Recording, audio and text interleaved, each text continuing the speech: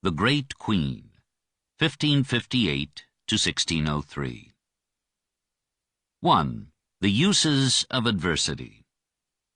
On November 17, 1558, a courier galloped into the court of the royal palace at Hatfield, 36 miles north of London, and announced to Elizabeth Tudor that she was Queen of England. Her half-sister Queen Mary, of pitiful fame, had died in the dark of that morning. In London, the Parliament, receiving the news, cried out, "God save Queen Elizabeth! Long may she reign over us!" not dreaming that it would be 45 years. The churches, though foreboding trouble, thrilled the air with the clangor of their bells. The people of England, as they had done for Mary, spread festive tables in the streets, and that evening they colored the sky with bonfires of eternal hope. By Saturday the 19th, the leading lords, ladies, and commoners of the realm had gathered at Hatfield to vow their allegiance and feather their nests. To them, on the 20th, Elizabeth spoke right royally. "My lords, the laws of nature move me to sorrow for my sister. The burden that has fallen upon me maketh me amazed. And yet, considering I am God's creature ordained to obey his appointment, I will thereto yield, desiring from the bottom of my heart that I may have assistance of his grace to be the minister of his heavenly will in the office now committed to me. And as I am but one body materially considered, though by his permission a body politic to govern, so shall I desire you all, my lords, chiefly you of the nobility, every one in his degree and power, to be assistant to me, that I with my ruling and you with your service may make a good account to Almighty God, and leave some comfort to our posterity on earth." On the 28th, clad in purple velvet, Elizabeth rode through London in public procession to that same tower where, 4 years earlier, she had been a prisoner awaiting death. Now, on her route, the populace acclaimed her, choruses chanted her glory, children tremblingly recited to her the little speeches of homage they had memorized, and such shooting of guns as never was heard afore heralded a reign destined to abound beyond any English precedent in splendor of men and minds. 25 years of trials had tempered Elizabeth to mastery. It seemed, in 1533, good fortune to have been fathered by Henry VIII, but it was dangerous to have been born of Anne Boleyn. The disgrace and execution of the mother fell within the child's forgetful years, 1536. Yet the pain of that somber heritage outlived her youth and yielded only to the balm of sovereignty. An Act of Parliament, 1536, declared Anne's marriage null, making Elizabeth illegitimate. Coarse gossip debated the girl's paternity. In any case, to most Englishmen she was the daughter of adultery. Her legitimacy was never re-established in law, but another Act of Parliament, 1544, confirmed her right after her half-brother Edward and her half-sister Mary to succeed to the throne. During Edward's rule, 1547–53, she adhered to the Protestant worship, but when Catholic Mary acceded, Elizabeth, preferring life to consistency, conformed to the Roman ritual. After Wyatt's rebellion, 1554, had failed to unseat Mary, Elizabeth was accused of complicity and was sent to the Tower. But Mary judged her guilt unproved and released her to live under surveillance at Woodstock. Before Mary died, she recognized her sister as her successor and sent her the jewels of the crown. We owe Elizabeth's reign to the kindliness of the bloody queen.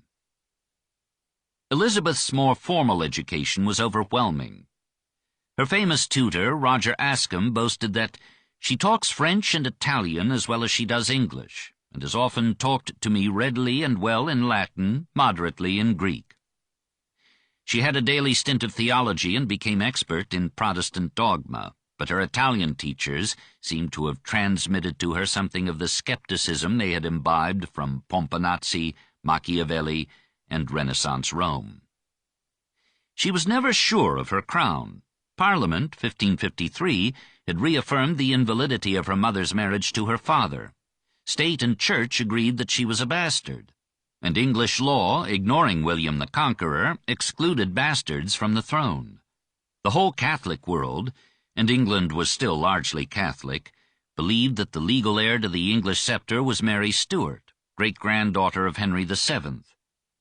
It was intimated to Elizabeth that if she made her peace with the Church, the Pope would wash her free of bastardy and recognize her right to rule.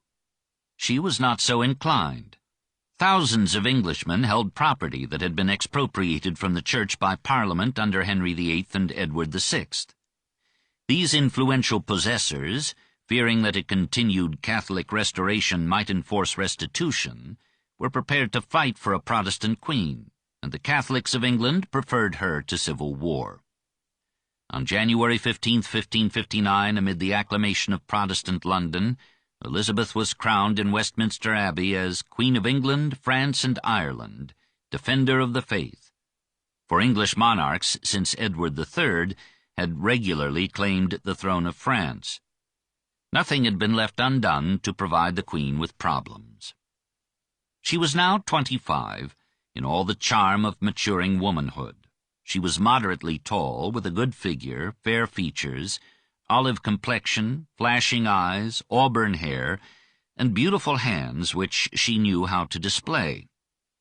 It seemed impossible that such a lass should cope successfully with the chaos that encompassed her. Hostile creeds divided the land, playing for power and wielding arms. Pauperism was endemic, and vagrancy had survived the terrible penalties laid upon it by Henry VIII. Domestic trade was clogged by a dishonest currency. Half a century of false coinage had left the credit of the fisc so low that the government had to pay 14% for loans. Mary Tudor, absorbed in religion, had skimped on national defense. The fortresses were neglected, the coasts unprotected, the navy unfit, the army ill-paid and ill-fed, and its cadres unfilled. England, which under Wolsey had held the balance of power in Europe, was now a political cripple bandied about between Spain and France. French troops were in Scotland, and Ireland was inviting Spain. The Pope was holding over the Queen's head the threat of excommunication and interdict, and of invasion by the Catholic states. Invasion definitely loomed in 1559, and fear of assassination was part of Elizabeth's life from day to day. She was saved by the disunion of her enemies, the wisdom of her counselors, and the courage of her soul. The Spanish ambassador was shocked by the spirit of the woman. She is possessed of the devil who is dragging her to his place. Europe had not expected to find the spirit of an emperor behind the smiles of a girl. 2. Elizabethan government. Her penetration proved itself at once in her choice of aides. Like her embattled father, and despite her political speech at Hatfield, she chose men of untitled birth, for most of the older nobles were Catholic, and some thought themselves fitter than she to wear the crown. As her secretary and principal adviser, she named William Cecil, whose genius for prudent policy and assiduous detail became so outstanding a factor in her success that those who did not know her thought him king. His grandfather was a prosperous yeoman become country gentleman. His father was yeoman of the wardrobe to Henry VIII. His mother's dowry raised the family to a comfortable estate. William left Cambridge without a degree, took law at Gray's Inn, sowed his wild oats in London's common fields, entered the House of Commons at 23, 1543, and married, as his second wife, Mildred Cooke, whose grim Puritanism helped him toe the Protestant line. He served Protector Somerset, then Somerset's enemy Northumberland. He supported Lady Jane Grey to succeed Edward VI, but switched to Mary Tudor in the nick of time. He became a conforming Catholic at her suggestion, and was appointed by her to welcome Cardinal Pole into England. He was a man of affairs who did not allow his theological somersaults to disturb his political equilibrium. When Elizabeth made him her secretary, she addressed him with her usual sagacity. "I give you this charge, that you shall be of my privy council, and content to take pains for me and my realm. This judgment I have of you, that you will not be corrupted by any manner of gift, and that you will be faithful to the state, and that without respect of my private will, you will give me that counsel which you think best, and if you shall know anything necessary to be declared to me of secrecy, you shall show it to myself only, and assure yourself I will not fail to keep taciturnity therein, and therefore herewith I charge you. The test of his fidelity and competence is that she kept him as secretary for 14 years, then as Lord Treasurer for 26 more, till his death. He presided over the council, managed foreign relations, directed public finance and national defense, and guided Elizabeth in the definitive establishment of Protestantism in England.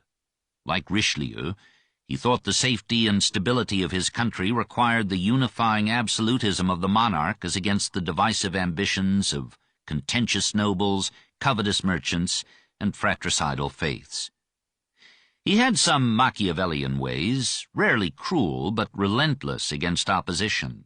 Once he thought of having the Earl of Westmoreland assassinated. But that was an impatient moment in a half-century of patient tenacity and personal rectitude. He had eyes and spies for everything, but eternal vigilance is the price of power. He was acquisitive and thrifty, but Elizabeth pardoned his wealth for his wisdom, and loved the parsimony that accumulated the means for defeating the Armada. Without him she might have been misled by such lighter lights and spendthrift peacocks as Leicester, Hatton, and Essex. Cecil, reported the Spanish ambassador, has more genius than the rest of the council put together, and is therefore envied and hated on all sides. Elizabeth sometimes listened to his enemies, and now and then treated him so harshly that he left her presence broken and in tears.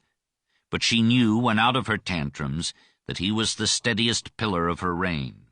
In 1571 she made him Lord Burleigh, head of the new aristocracy that, in the face of hostile nobles, upheld her throne and made her kingdom great.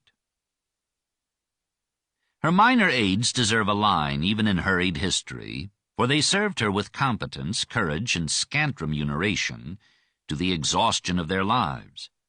Sir Nicholas Bacon, father of Francis, was Lord Keeper of the Great Seal from the outset of the reign till his death, 1579. Sir Francis Knowles was Privy Councillor from 1558 and Treasurer of the Royal Household till his end, 1596. Sir Nicholas Throckmorton was her skilful ambassador in France, and Thomas Randolph in Scotland, Russia, and Germany. Only next to Cecil in devotion and craft was Sir Francis Walsingham, a Secretary of State from 1573 to his death, 1590. A man of sensitive refinement, whom Spencer called the great Maecenas of his age, so shocked by repeated plots against the Queen's life that he formed for her protection a web of espionage that stretched from Edinburgh to Constantinople and caught in its skein the tragic Queen of Scots. Seldom has a ruler had servitors so able, so loyal, and so poorly paid. For the English government itself was poor. Private fortunes outshone public funds. The revenue in 1600 totaled £500,000, which even now would be a paltry $25 million. Elizabeth seldom levied direct taxes, and she took in only £36,000 in customs dues. Ordinarily, she relied on income from Crown lands, on grants in aid from the English Church, and on loans from the rich, which were practically compulsory but punctually repaid.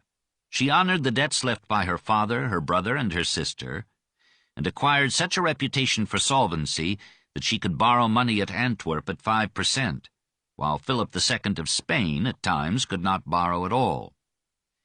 She was extravagant, however, in her expenditure for dresses and finery, and in gifts of economic privileges to her favorites.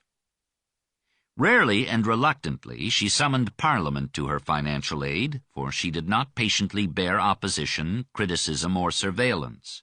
She put no stock in theories of popular or parliamentary sovereignty. She believed with Homer and Shakespeare that only one head should rule, and why not hers, in which ran the blood and burned the pride of Henry VIII? She held to the divine right of kings and queens. She imprisoned persons at her own sharp will, without trial or stated cause.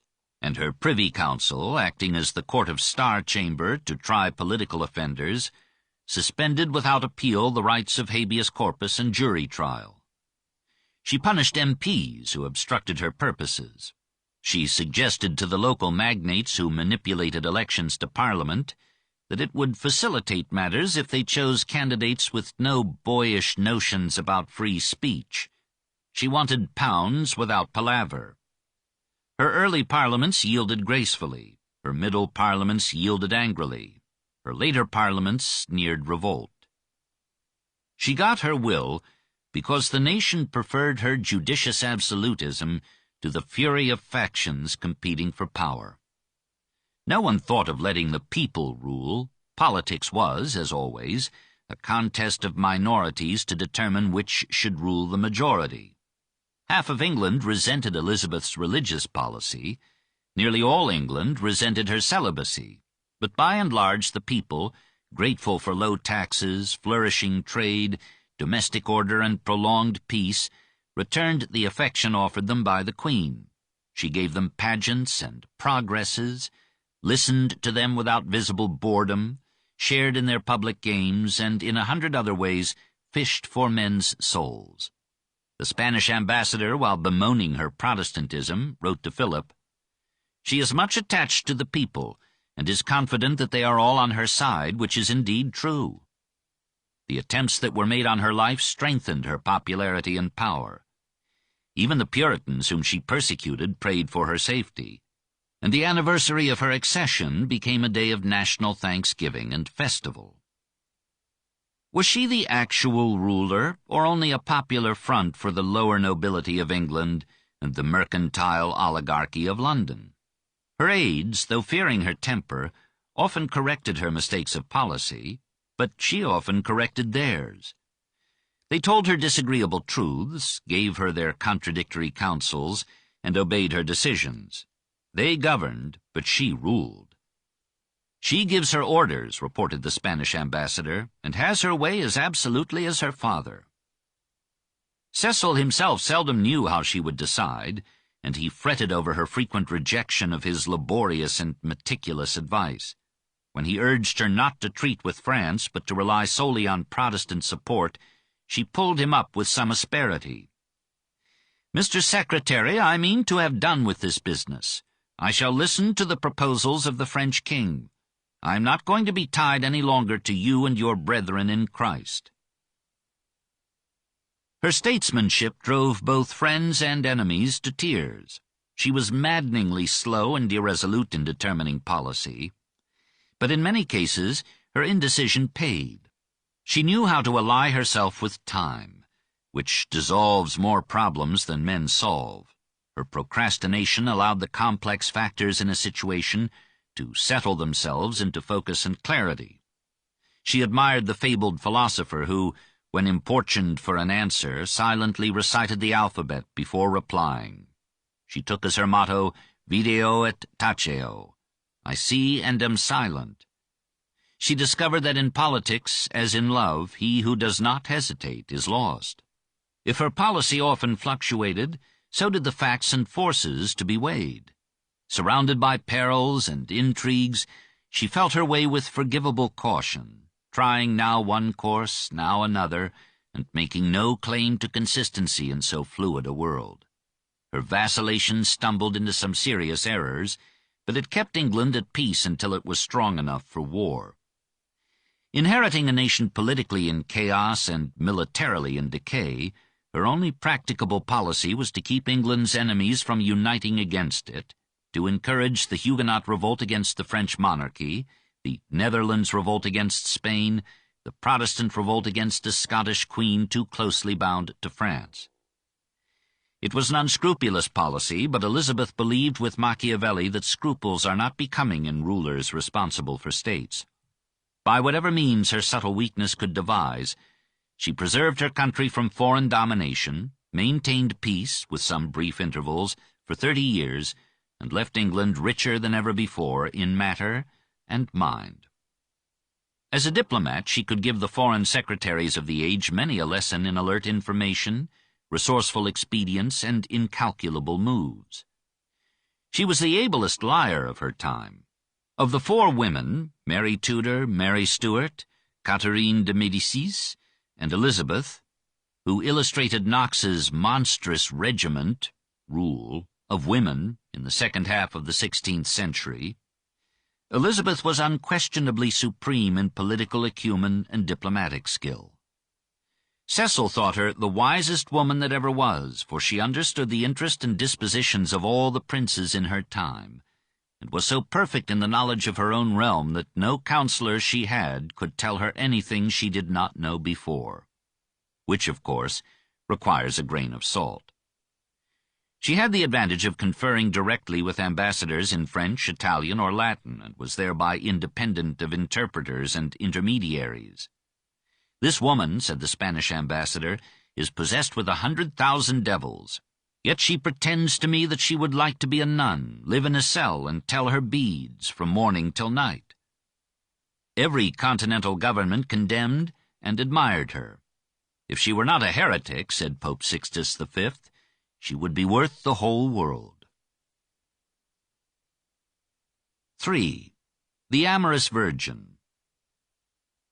The secret weapon of her diplomacy was her virginity. This condition, of course, is a recondite detail on which historians must not pretend to certainty. Let us be as trustful as Raleigh naming a colony. Cecil, watching Elizabeth's long flirtation with Leicester, had some passing doubts, but two Spanish ambassadors, not loath to dishonor the Queen, concluded to her honor. The gossip of the court, as reported by Ben Jonson to Drummond of Hawthornden, held that she had a membrane on her which made her incapable of man, though for her delight she tried many. A French surgeon undertook to cut it, yet fear stayed her. The people, wrote Camden in his Annales, 1615, cursed Hewick, the Queen's physician, as having dissuaded the Queen from marrying on account of some impediment and defect in her. Yet Parliament, repeatedly begging her to marry, assumed her capacity to bear. Something went wrong in this regard with most of Tudor royalty. Probably the misfortunes of Catherine of Aragon in childbirth were due to Henry VIII's syphilis. His son Edward died in youth of some ill-described disease. His daughter Mary tried fervently to have a child, only to mistake dropsy for pregnancy, and Elizabeth, though she flirted as long as she could walk, never ventured on marriage. "I have always shrunk from it," she said, and as early as 1559 she declared her intention to remain a virgin. In 1566 she promised Parliament, "I will marry as soon as I can conveniently, and I hope to have children."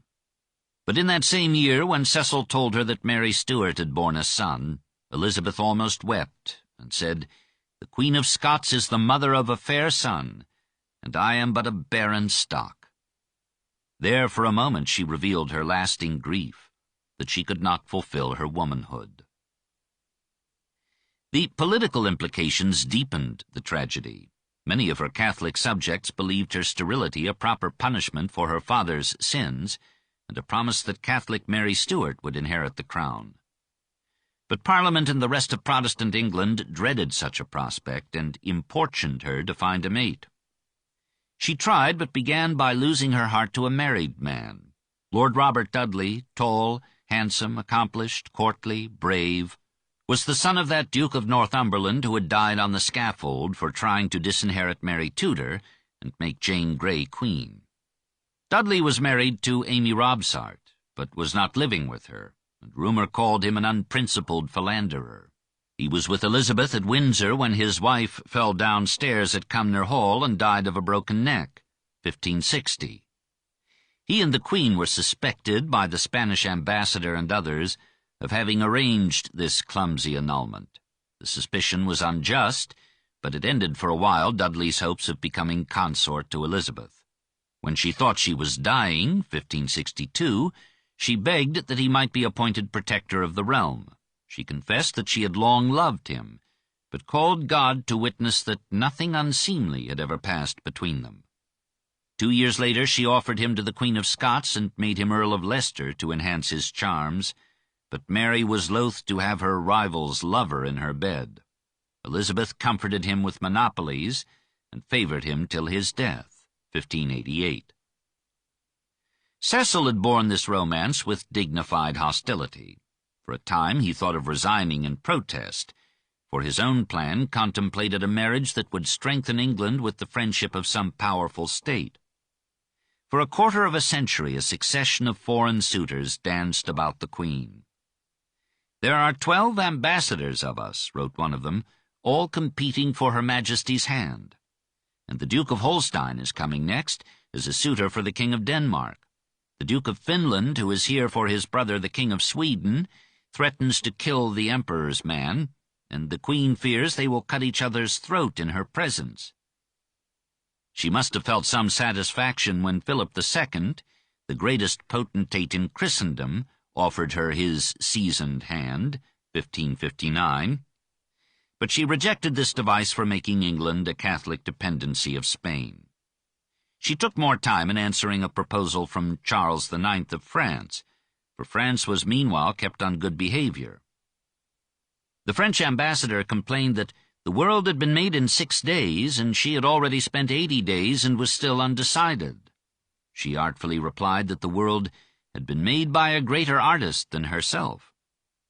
2 years later she allowed English agents to propose her marriage to Charles, Archduke of Austria. But at Leicester's urging she withdrew the plan. When the international situation favored humoring France, 1570, the Duke of Alençon, son of Henri II and Catherine de Médicis, was encouraged to think of becoming the 16-year-old husband of the 37-year-old Queen. But the negotiations were wrecked on 3 obstacles: the Duke's Catholic faith, his tender youth, and his pockmarked nose. 5 years softened one of these deterrents, and Alençon, now Duke of Anjou, was considered again. He was invited to London, and for 5 years more Elizabeth played with him in France. After a final flurry, 1581, this gay courtship petered out, and Anjou retired from the field waving as a trophy a garter of the Queen. Meanwhile, she had kept him from marrying the Infanta, and thereby allying her 2 enemies, France and Spain. Rarely has a woman derived so much advantage from barrenness, or so much pleasure from virginity. 4. Elizabeth and her court. There was more satisfaction in being courted by virile Elizabethans than in being bedded by epoxy youth, and the courtship could last as long as marriage did not stifle it. Hence Elizabeth enjoyed perennial adulation and savored it insatiably. Lords ruined themselves to entertain her. Masks and pageants allegorized her glory. Poets smothered her with sonnets and dedications. Musicians strummed her praise. A madrigal celebrated her eyes as war-subduing orbs, and her breast as that fair hill where virtue dwells and sacred skill. Raleigh told her that she walked like Venus, hunted like Diana, rode like Alexander, sang like an angel, and played like Orpheus. She almost believed it. She was as vain as if all the merits of her England were the blessed fruit of her mothering, and to a degree they were. Distrustful of her physical charms, she robed herself in costly dresses, varying them almost every day. At her death, she left 2,000. She wore jewelry in her hair, on her arms and wrists and ears, and gowns. When a bishop reproved her love of finery, she had him warned not to touch on that subject again, lest he reach heaven aforetime. Her manners could be alarming. She cuffed or fondled courtiers, even foreign emissaries. She tickled the back of Dudley's neck when he knelt to receive his earldom. She spat, as she list, once upon a costly coat. She was usually amiable and easy of access, but she talked volubly, and she could be an unanswerable shrew. She swore like a pirate, which, by proxy, she was. By God's death was among her milder oaths. She could be cruel, as in playing cat and mouse with Mary Stuart, or letting Lady Catherine Grey languish and die in the Tower. But she was basically kind and merciful, and she mingled tenderness with her blows. She often lost her temper, but she soon regained control of herself. She roared with laughter when amused, which was often. She loved to dance, and pirouetted till she was 69. She gamboled and gambled, and hunted and was fond of masks and plays. She kept her spirits up even when her fortunes were low, and in the face of danger she was all courage and intelligence. She was abstemious in food and drink, but covetous of money and jewelry.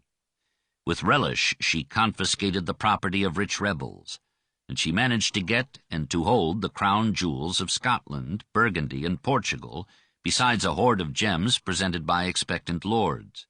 She was not renowned for gratitude or liberality. Sometimes she tried to pay her servants in fair words, but there was a certain patriotism in her parsimony and her pride. When she exceeded, there was hardly a nation so poor as to do England reverence.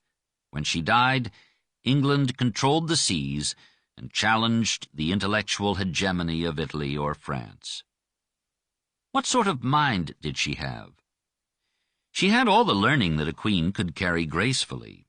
While ruling England, she continued her study of languages, corresponded in French with Mary Stuart, bandied Italian with a Venetian ambassador, and berated a Polish envoy in virile Latin. She translated Sallust and Boethius, and knew enough Greek to read Sophocles and translate a play of Euripides's. She claimed to have read as many books as any prince in Christendom, and it was likely. She studied history almost every day. She composed poetry and music, and played forgivably on the lute and the virginal. But she had sense enough to laugh at her accomplishments and to distinguish between education and intelligence. When an ambassador complimented her on her languages, she remarked that it was no marvel to teach a woman to talk. It were far harder to teach her to hold her tongue. Her mind was as sharp as her speech, and her wit kept pace with the time. Francis Bacon reported that she was wont to say of her instructions to great officers that they were like to garments, straight at the first putting on, but did by and by wear loose enough. Her letters and speeches were composed in an English all her own, devious, involved, and affected, but rich in quaint turns, fascinating in eloquence and character. She excelled in intelligence rather than intellect. Walsingham pronounced her inapt to embrace any matter of weight, but perhaps he spoke in the bitterness of unrequited devotion.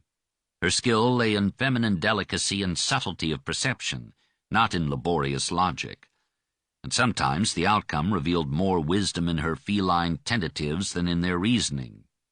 It was her indefinable spirit that counted, that baffled Europe and enthralled England, that gave spur and color to her country's flowering. She re-established the Reformation, but she represented the Renaissance, the lust to live this earthly life to the full, to enjoy and embellish it every day. She was no exemplar of virtue, but she was a paragon of vitality. Sir John Hayward, whom she sent to the Tower for giving rebellious notions to the younger Essex, forgave her enough to write of her 9 years after she could reward him. Now, if ever any person had either the gift or the style to win the hearts of people, it was this queen. If ever she did express the same, it was in coupling mildness with majesty as she did, and in stately stooping to the meanest sort. All her faculties were in motion, and every motion seemed a well-guided action. Her eyes were set upon one, her ears listened to another, her judgment ran upon a third, to a fourth she addressed her speech. Her spirit seemed to be everywhere, and yet so entire in herself as it seemed to be nowhere else.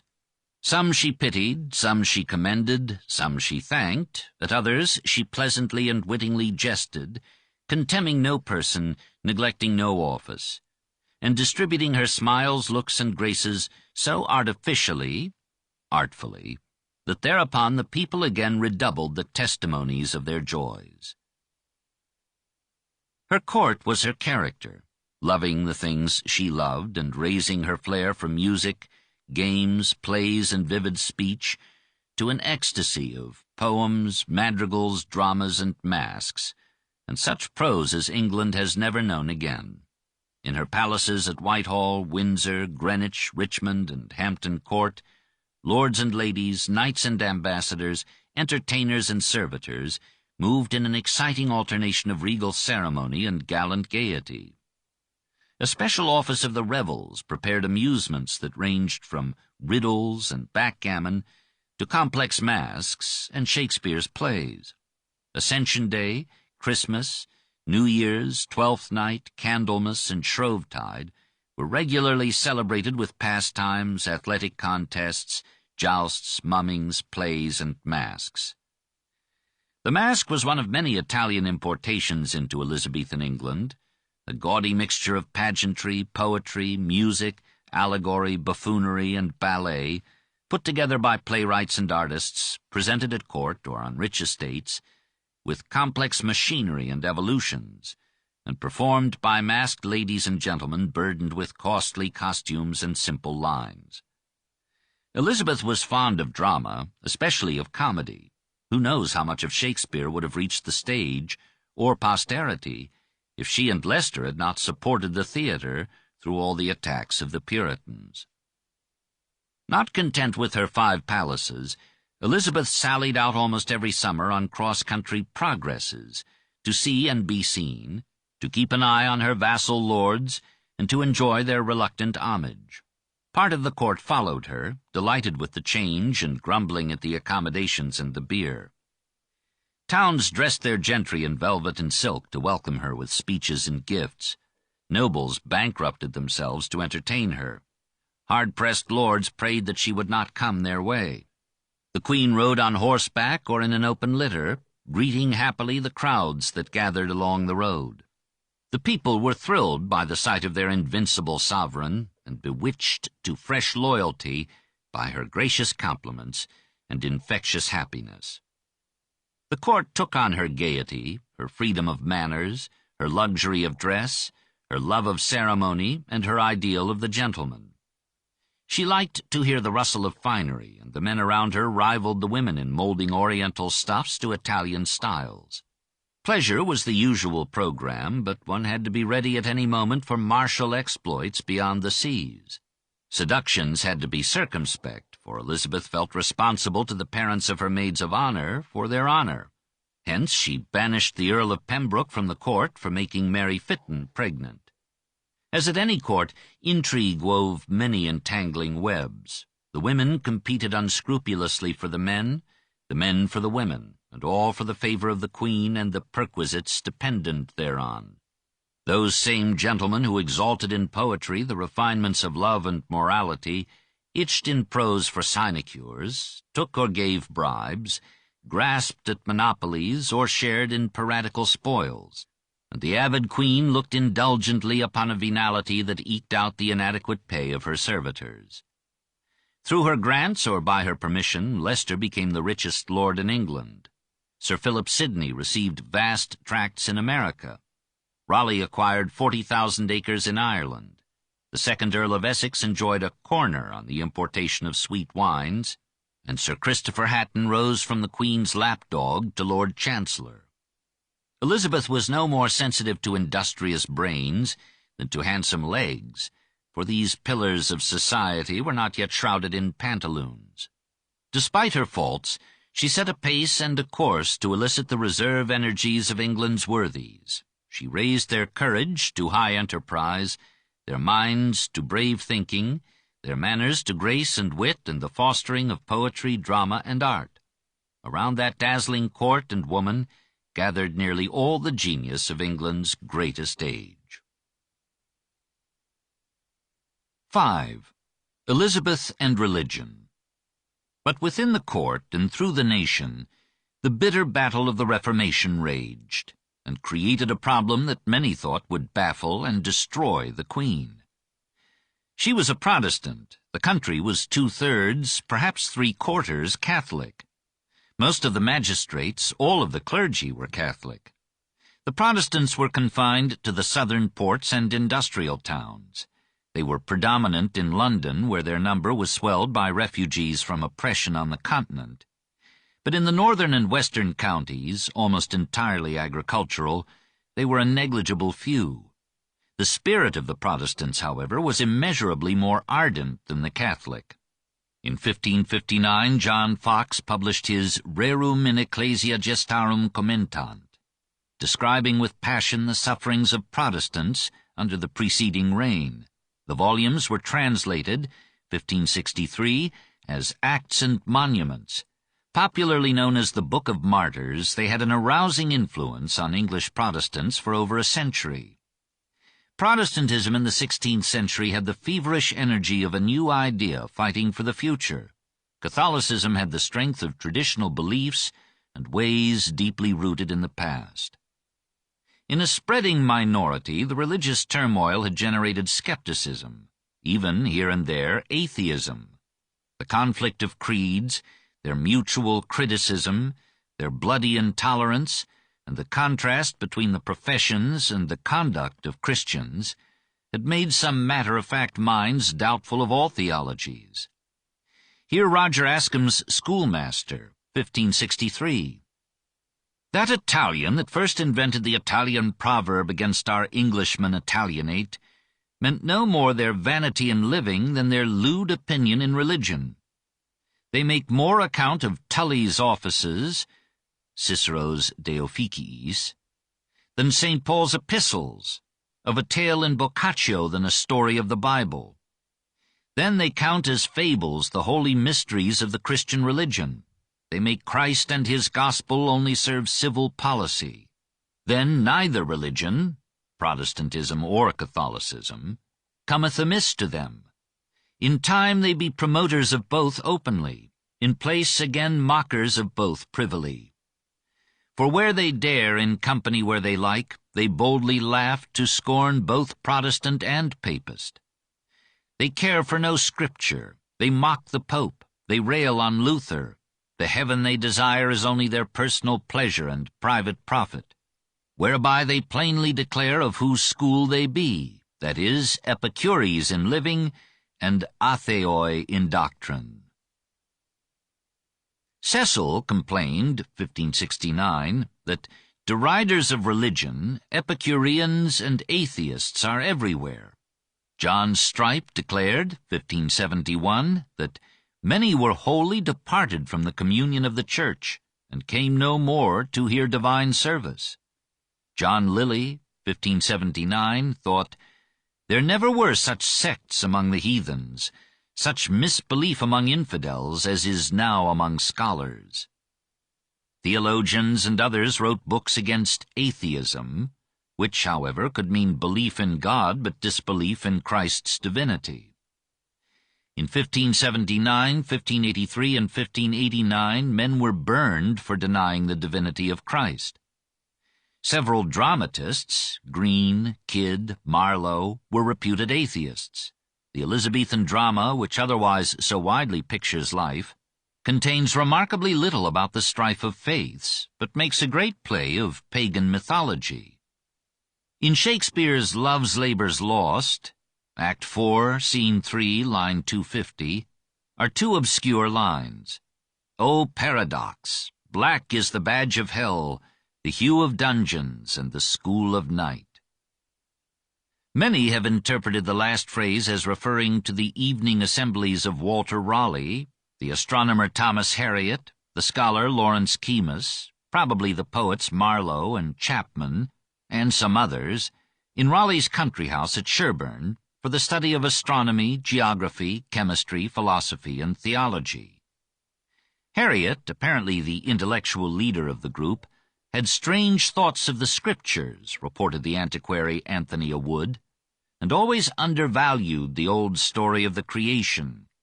He made a philosophical theology wherein he cast off the Old Testament. He believed in God but rejected revelation and the divinity of Christ. Robert Parsons, the Jesuit, wrote in 1592 of Sir Walter Raleigh's School of Atheism, wherein both Moses and our Savior, the Old and New Testaments, are jested at, and the scholars taught to spell God backwards.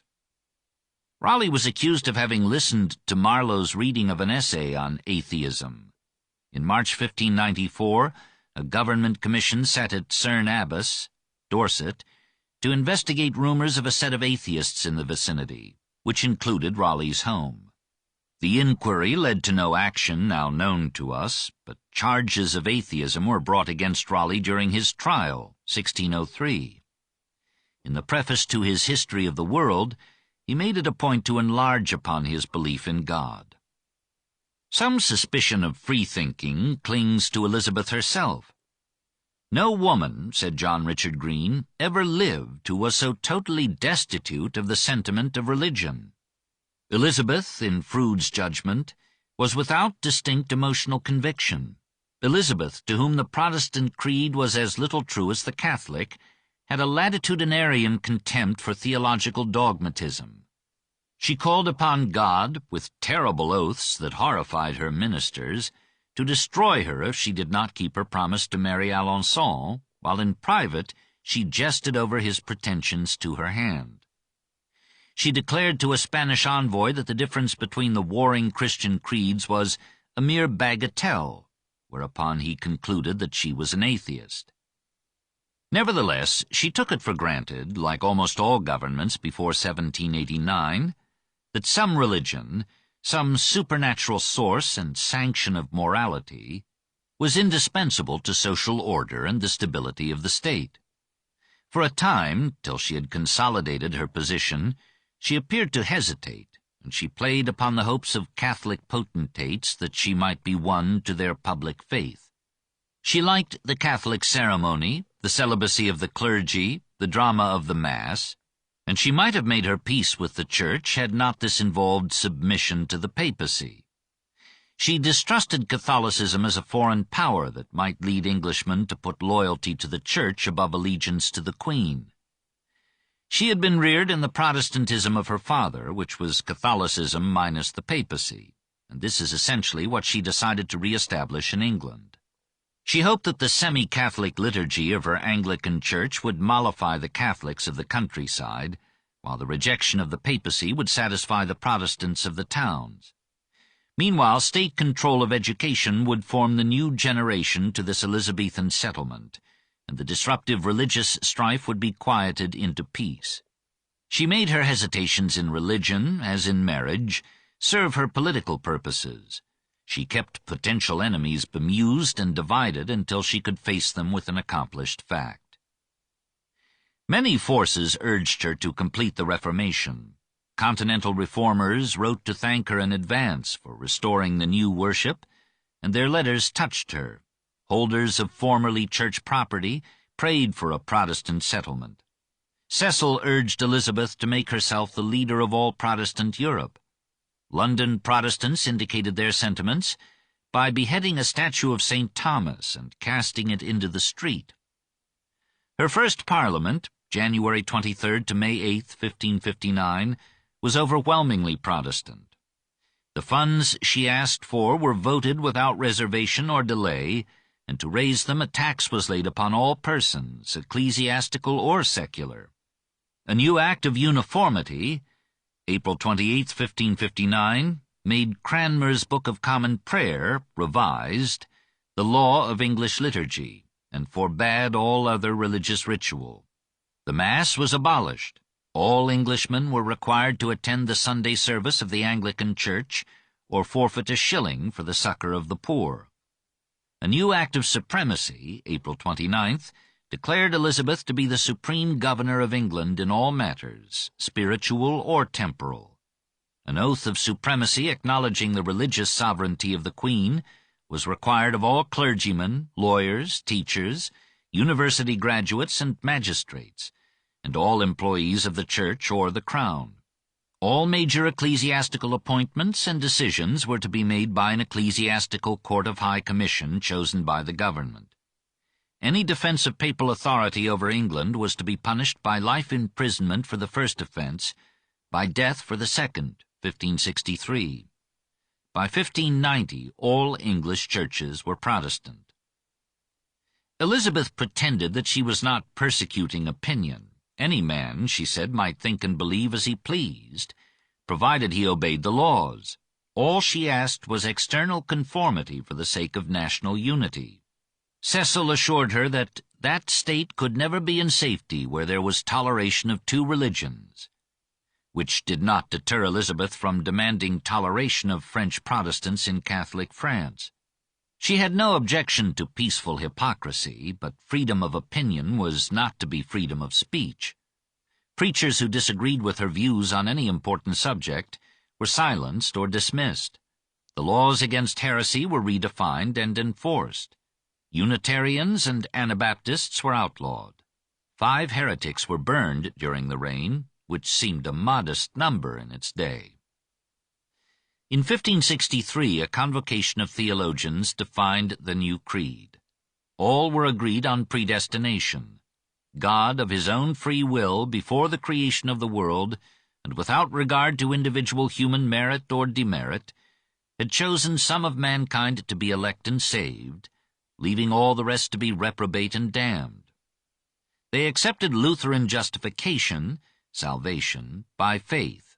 That is, the elect were saved not by their good works, but by belief in the grace of God and the redeeming blood of Christ. However, they interpreted the Eucharist in Calvin's sense as a spiritual rather than a physical communion with Christ. By an Act of Parliament, 1566, the 39 articles embodying the new theology were made obligatory on all the clergy of England, and they still express the official Anglican creed. The new ritual, too, was a compromise. The Mass was abolished, but to the horror of the Puritans, the clergy were instructed to wear white surplices in reading the service and copes in administering the Eucharist. Communion was to be received kneeling, in the 2 forms of bread and wine. The invocation of saints was replaced by annual commemoration of Protestant heroes. Confirmation and ordination were retained as sacred rites, but were not viewed as sacraments instituted by Christ, and confession to a priest was encouraged only in expectation of death. Many of the prayers kept Roman Catholic forms, but took on English dress and became a noble and formative part of the nation's literature. For 400 years these prayers and hymns, recited by congregation and priest in the spacious splendor of cathedrals or the simple dignity of the parish church, have given English families inspiration, consolation, moral discipline, and mental peace. 6. Elizabeth and the Catholics. It was now the turn of the Catholics to suffer persecution. Though still in the majority, they were forbidden to hold Catholic services or possess Catholic literature. Religious images in the churches were destroyed by government order, and altars were removed. 6 Oxford students were sent to the Tower for resisting the removal of a crucifix from their college chapel. Most Catholics submitted sadly to the new regulations, but a considerable number preferred to pay the fines for non-attendance at the Anglican ritual. The Royal Council calculated some 50,000 such recusants in England, 1580. Anglican bishops complained to the government that Mass was being said in private homes, that Catholicism was emerging into public worship, and that in some ardent localities it was unsafe to be a Protestant. Elizabeth rebuked Archbishop Parker for laxity, 1565, and thereafter the laws were more rigorously enforced. Catholics who had heard Mass in the chapel of the Spanish ambassador were imprisoned. Houses in London were searched. Strangers found there were ordered to give an account of their religion. Magistrates were commanded to punish all persons possessing books of Roman Catholic theology, 1567.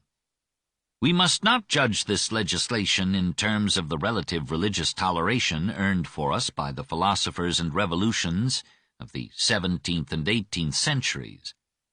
The faiths were then at war and were entangled with politics, a field in which toleration has always been limited. All parties and governments in the 16th century agreed that theological dissent was a form of political revolt. The religious conflict became explicitly political when Pope Pius V, after what he felt had been a long and patient delay, issued a bull, 1570, that not only excommunicated Elizabeth, but absolved her subjects from allegiance to her, and forbade them to obey her monitions, mandates, and laws. The bull was suppressed in France and Spain, which were then seeking friendship with England, but a copy of it was clandestinely posted on the door of the episcopal residence in London. The culprit was discovered and put to death. Faced by this declaration of war, the Queen's ministers asked Parliament for stricter anti-Catholic laws.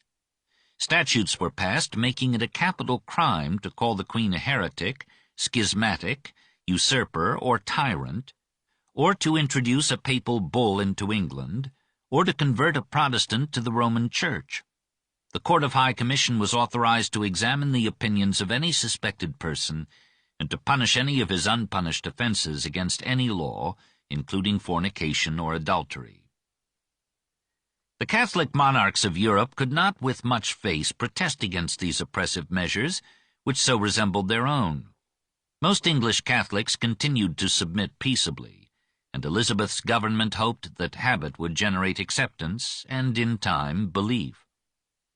It was to prevent this that William Allen, an émigré Englishman, founded at Douai, then in the Spanish Netherlands, a college and seminary to train English Catholics for missionary service in England. He expounded his purpose fervently. "We make it our first and foremost study to stir up in the minds of Catholics zeal and just indignation against the heretics.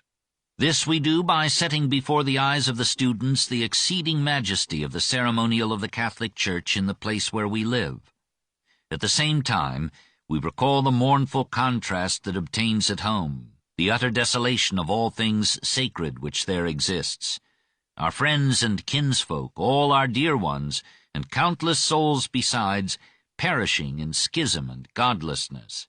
Every jail and dungeon filled to overflowing, not with thieves and villains, but with Christ's priests and servants, nay, with our parents and kinsmen.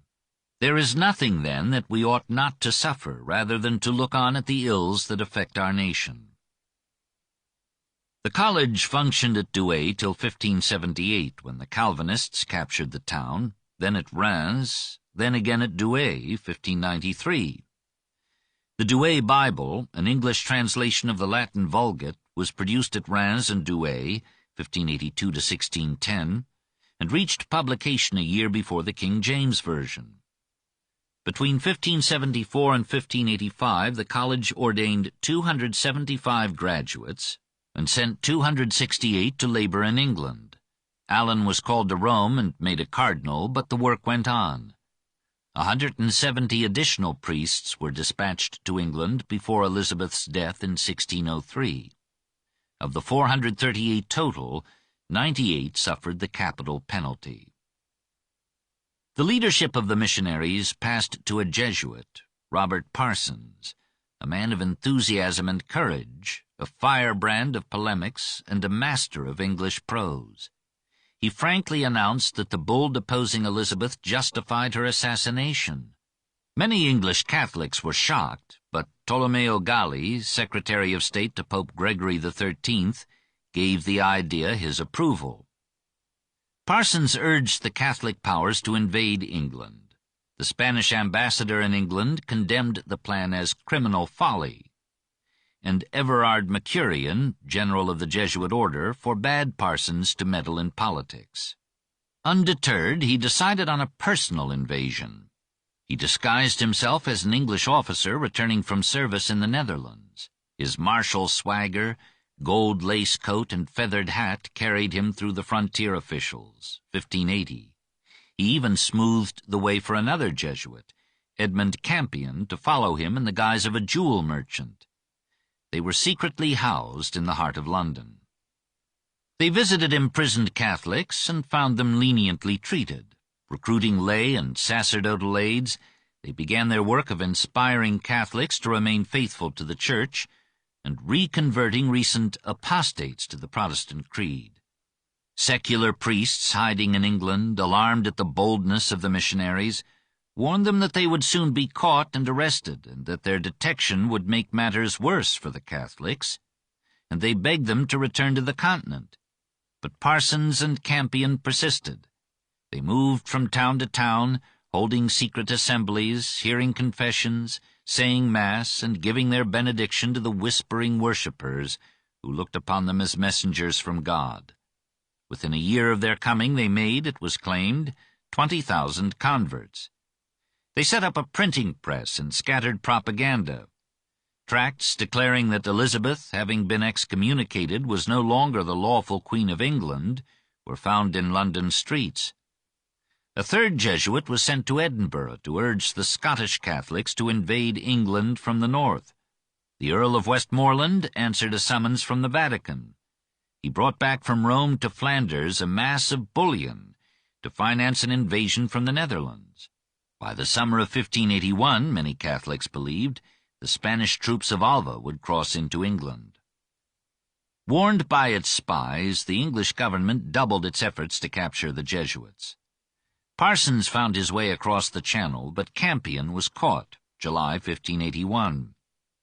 He was carried through sympathetic villages and hostile London to the Tower. Elizabeth sent for him and tried to save him. She asked, did he consider her his lawful sovereign? He replied that he did. But to her next question, could the Pope lawfully excommunicate her, he answered that he could not decide an issue on which learned men were divided. She sent him back to the Tower, with instructions that he be kindly treated, but Cecil ordered him to be tortured into naming his fellow conspirators. After 2 days of agony, he yielded a few names, and more arrests were made. Recovering his audacity, Campion challenged Protestant divines to a public debate. By permission of the council, a debate was staged in the chapel of the Tower. Courtiers, prisoners, and public were admitted, and the Jesuits stood for hours on weakened legs to plead for the Catholic theology. Neither side convinced the other, but when Campion was brought to trial, the charge was not heresy, but conspiracy to overthrow the government by internal subversion and external attack. He and 14 others were convicted, and on December 1st, 1581, they were hanged. Those Catholics proved right who had predicted that the Jesuit mission would exasperate the government into further persecution. Elizabeth issued an appeal to her subjects to judge between her and those who sought her throne or her life. Parliament decreed, 1581, that conversion to Catholicism should be punished as high treason, that any priest who said Mass should be fined 200 marks and be imprisoned for a year, and that those who refused to attend Anglican services should pay £20 a month, enough to bankrupt any but the richest Catholics. Failure to pay the fine incurred arrest and confiscation of property. Soon the prisons were so crowded with Catholics that old castles had to be used as jails. Tension rose on all sides, heightened by the imminent execution of Mary Stuart and the intensified conflict with Spain and Rome. In June 1583, a papal nuncio offered Gregory XIII a detailed plan for the invasion of England by 3 armies at once from Ireland, France, and Spain. The Pope gave sympathetic consideration to this disegno per l'impresa d'Inghilterra, and specific measures were prepared, but English spies got wind of them, England made counter-preparations, and the invasion was postponed. Parliament retaliated with more repressive legislation. All priests ordained since June 1559 and still refusing the oath of supremacy were required to leave the country within 40 days or suffer death as treasonous conspirators, and all who harbored them were to be hanged. On the basis of this and other laws, 123 priests and 60 laymen were executed during the reign of Elizabeth, and probably another 200 died in jail. Some Protestants protested against the severity of this legislation. Some were converted to Catholicism. Cecil's grandson William fled to Rome, 1585, and pledged obedience to the Pope. Most English Catholics were opposed to any violent action against the government. One faction among them addressed an appeal to Elizabeth, 1585, affirmed their loyalty, and asked for a merciful consideration of their sufferings. But, as if to bear out the government's claim that its measures were justified by war, Cardinal Allen issued, 1588, a tract designed to rouse the English Catholics to support the approaching attack on England by Spain. He called the Queen an incestuous bastard, begotten and born in sin of an infamous courtesan, charged that, with Leicester and divers others, she hath abused her body by unspeakable and incredible variety of lust, demanded that the Catholics of England should rise against this depraved, accursed, excommunicate heretic, and promised a plenary indulgence to all who should aid in deposing the chief spectacle of sin and abomination in this age. The Catholics of England answered by fighting as bravely as the Protestants against the Spanish Armada. After that victory, the persecution continued as part of the continuing war. 61 priests and 49 laymen were hanged between 1588 and 1603, and many of these were cut down from the gibbet and were drawn and quartered. That is, they were disemboweled and torn limb from trunk while still alive. In a remarkable address presented to the Queen in the year of her death, 13 priests petitioned her to be allowed to remain in England. They repudiated all attacks on her right to the throne and denied the authority of the Pope to depose her, but could not in conscience acknowledge anyone but the Pope as head of the Christian Church. The document reached the Queen only a few days before her death, and no result of it is recorded, but unwittingly it outlined the principles on which, 2 centuries later, the problem would be solved. The Queen died a victor in the greatest struggle of a reign stained with no darker blot than this victory. 7. Elizabeth and the Puritans. Against an apparently weaker enemy, a handful of Puritans, she did not prevail. They were men who had felt the influence of Calvin. Some of them had visited Calvin's Geneva as Marian refugees. Many of them had read the Bible in a translation made and annotated by Genevan Calvinists. Some had heard or read the blasts of John Knox's trumpet.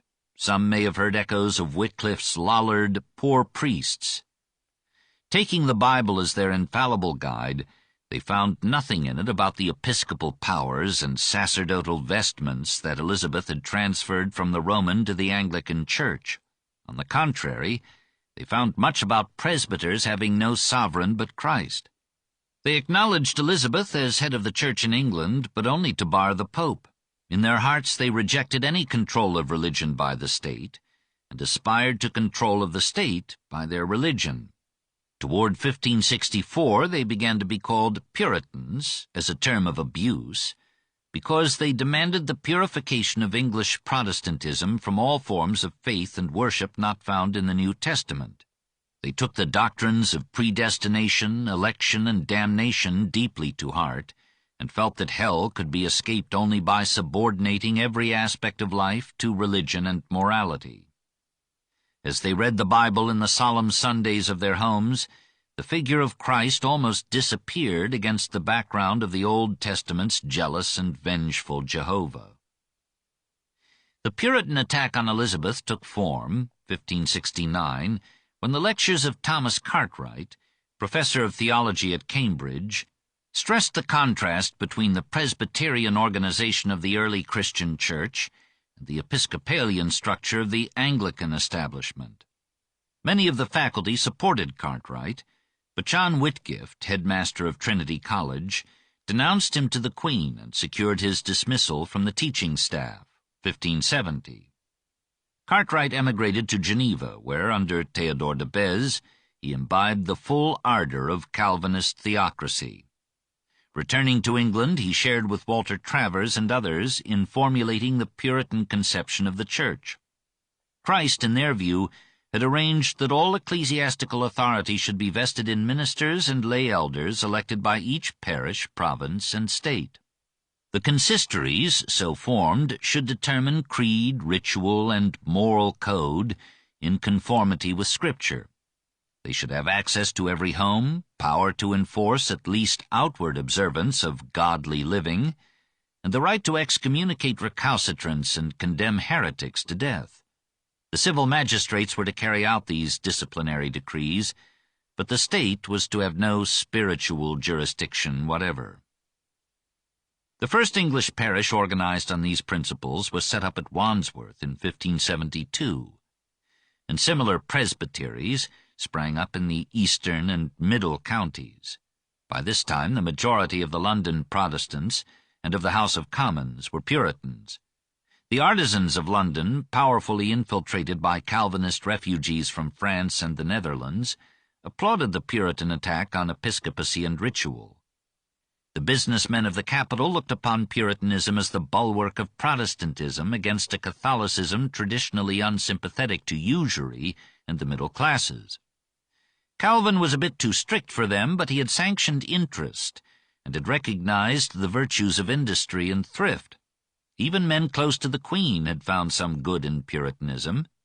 Cecil, Leicester, Walsingham, and Knowles hoped to use it as a foil to Catholicism if Mary Stuart reached the English throne. But Elizabeth felt that the Puritan movement threatened the whole settlement by which she had planned to ease the religious strife. She thought of Calvinism as the doctrine of John Knox, whom she had never forgiven for his scorn of women rulers. She despised the Puritan dogmatism even more heartily than the Catholic. She had a lingering fondness for the crucifix and other religious images, and when an iconoclastic fury destroyed paintings, statuary, and stained glass early in her reign, she awarded damages to the victims and forbade such actions in the future.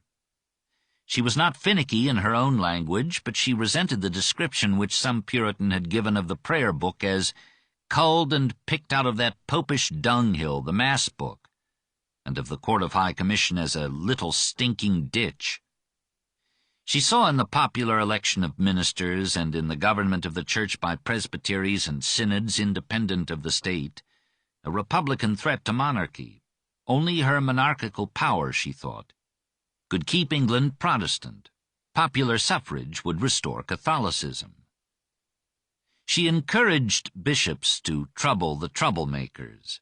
Archbishop Parker suppressed their publications, silenced them in the churches, and obstructed their assemblies. Puritan clergymen had organized groups for the public discussion of scriptural passages.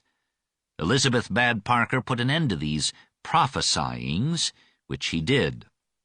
His successor, Edmund Grindal, tried to protect the Puritans. Elizabeth suspended him.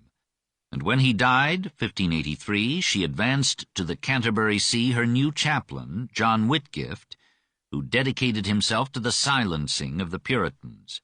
He demanded of all English clergy an oath accepting the 39 Articles, the Prayer Book, and the Queen's religious supremacy. He subpoenaed all objectors before the High Commission Court, and there they were subjected to such detailed and insistent inquiry into their conduct and belief that Cecil compared the procedure to the Spanish Inquisition. The Puritan rebellion was intensified.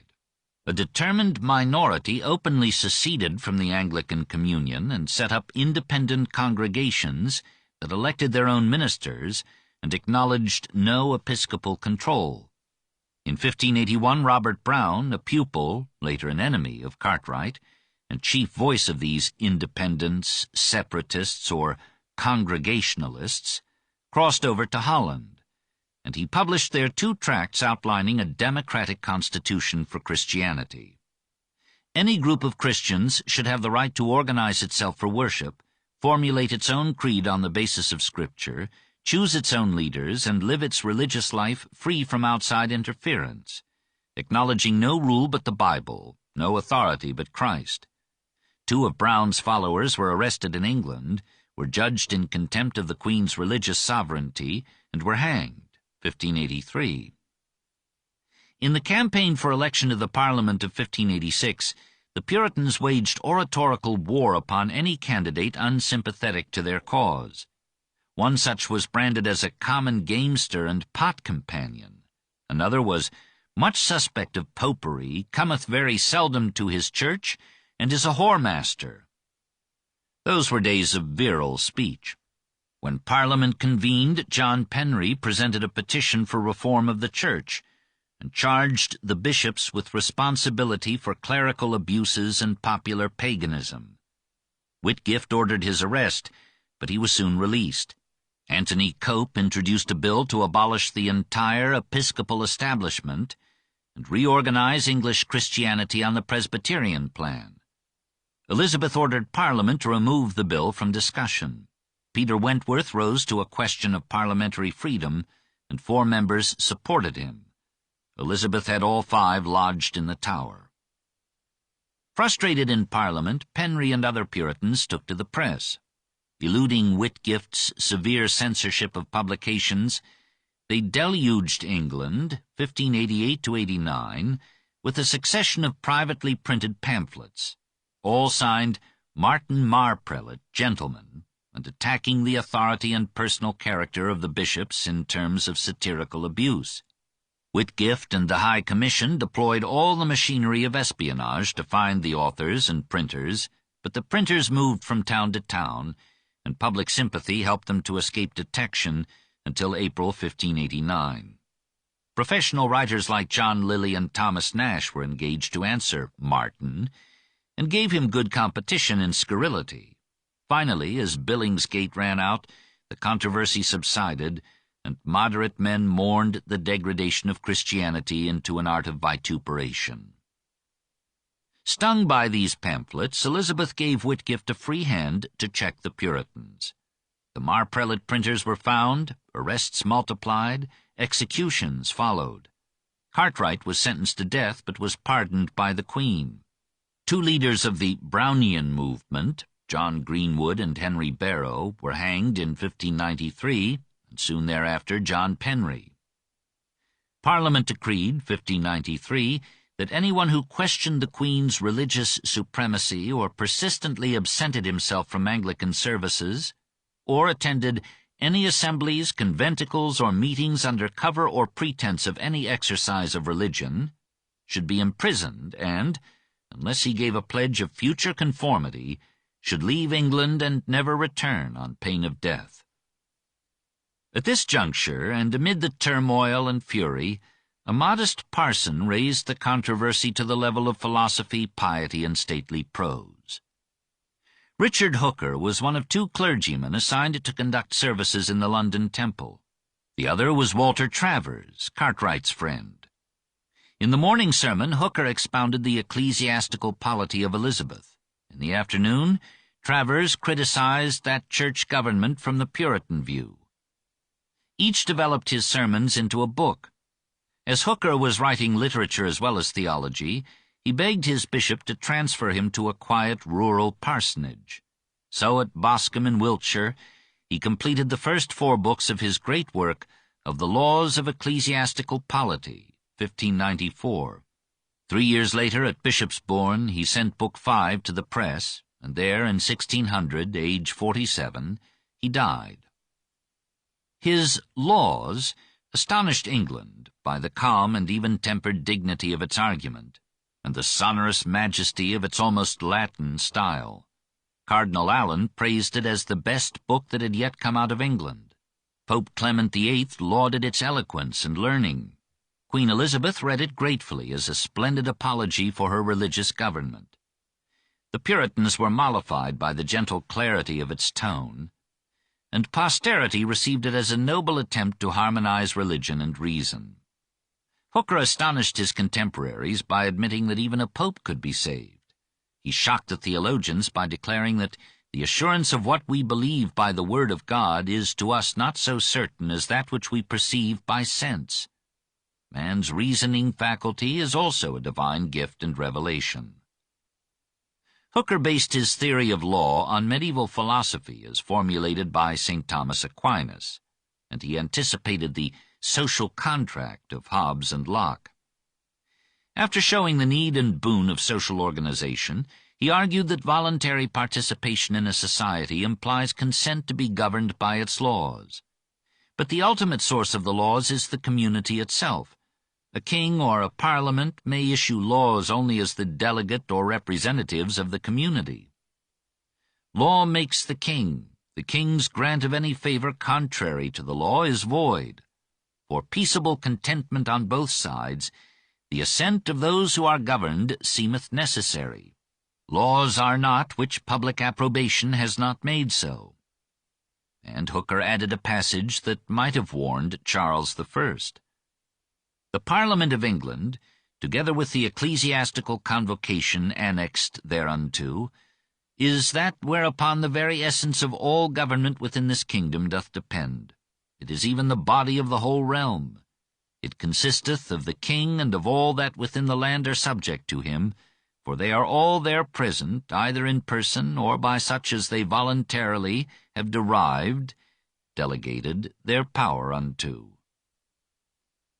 To Hooker, religion seemed an integral part of the state, for social order and therefore even material prosperity depend on moral discipline, which collapses without religious inculcation and support. Consequently, every state should provide religious training for its people. The Anglican Church might be imperfect, but so would be all institutions made and manned by the children of Adam.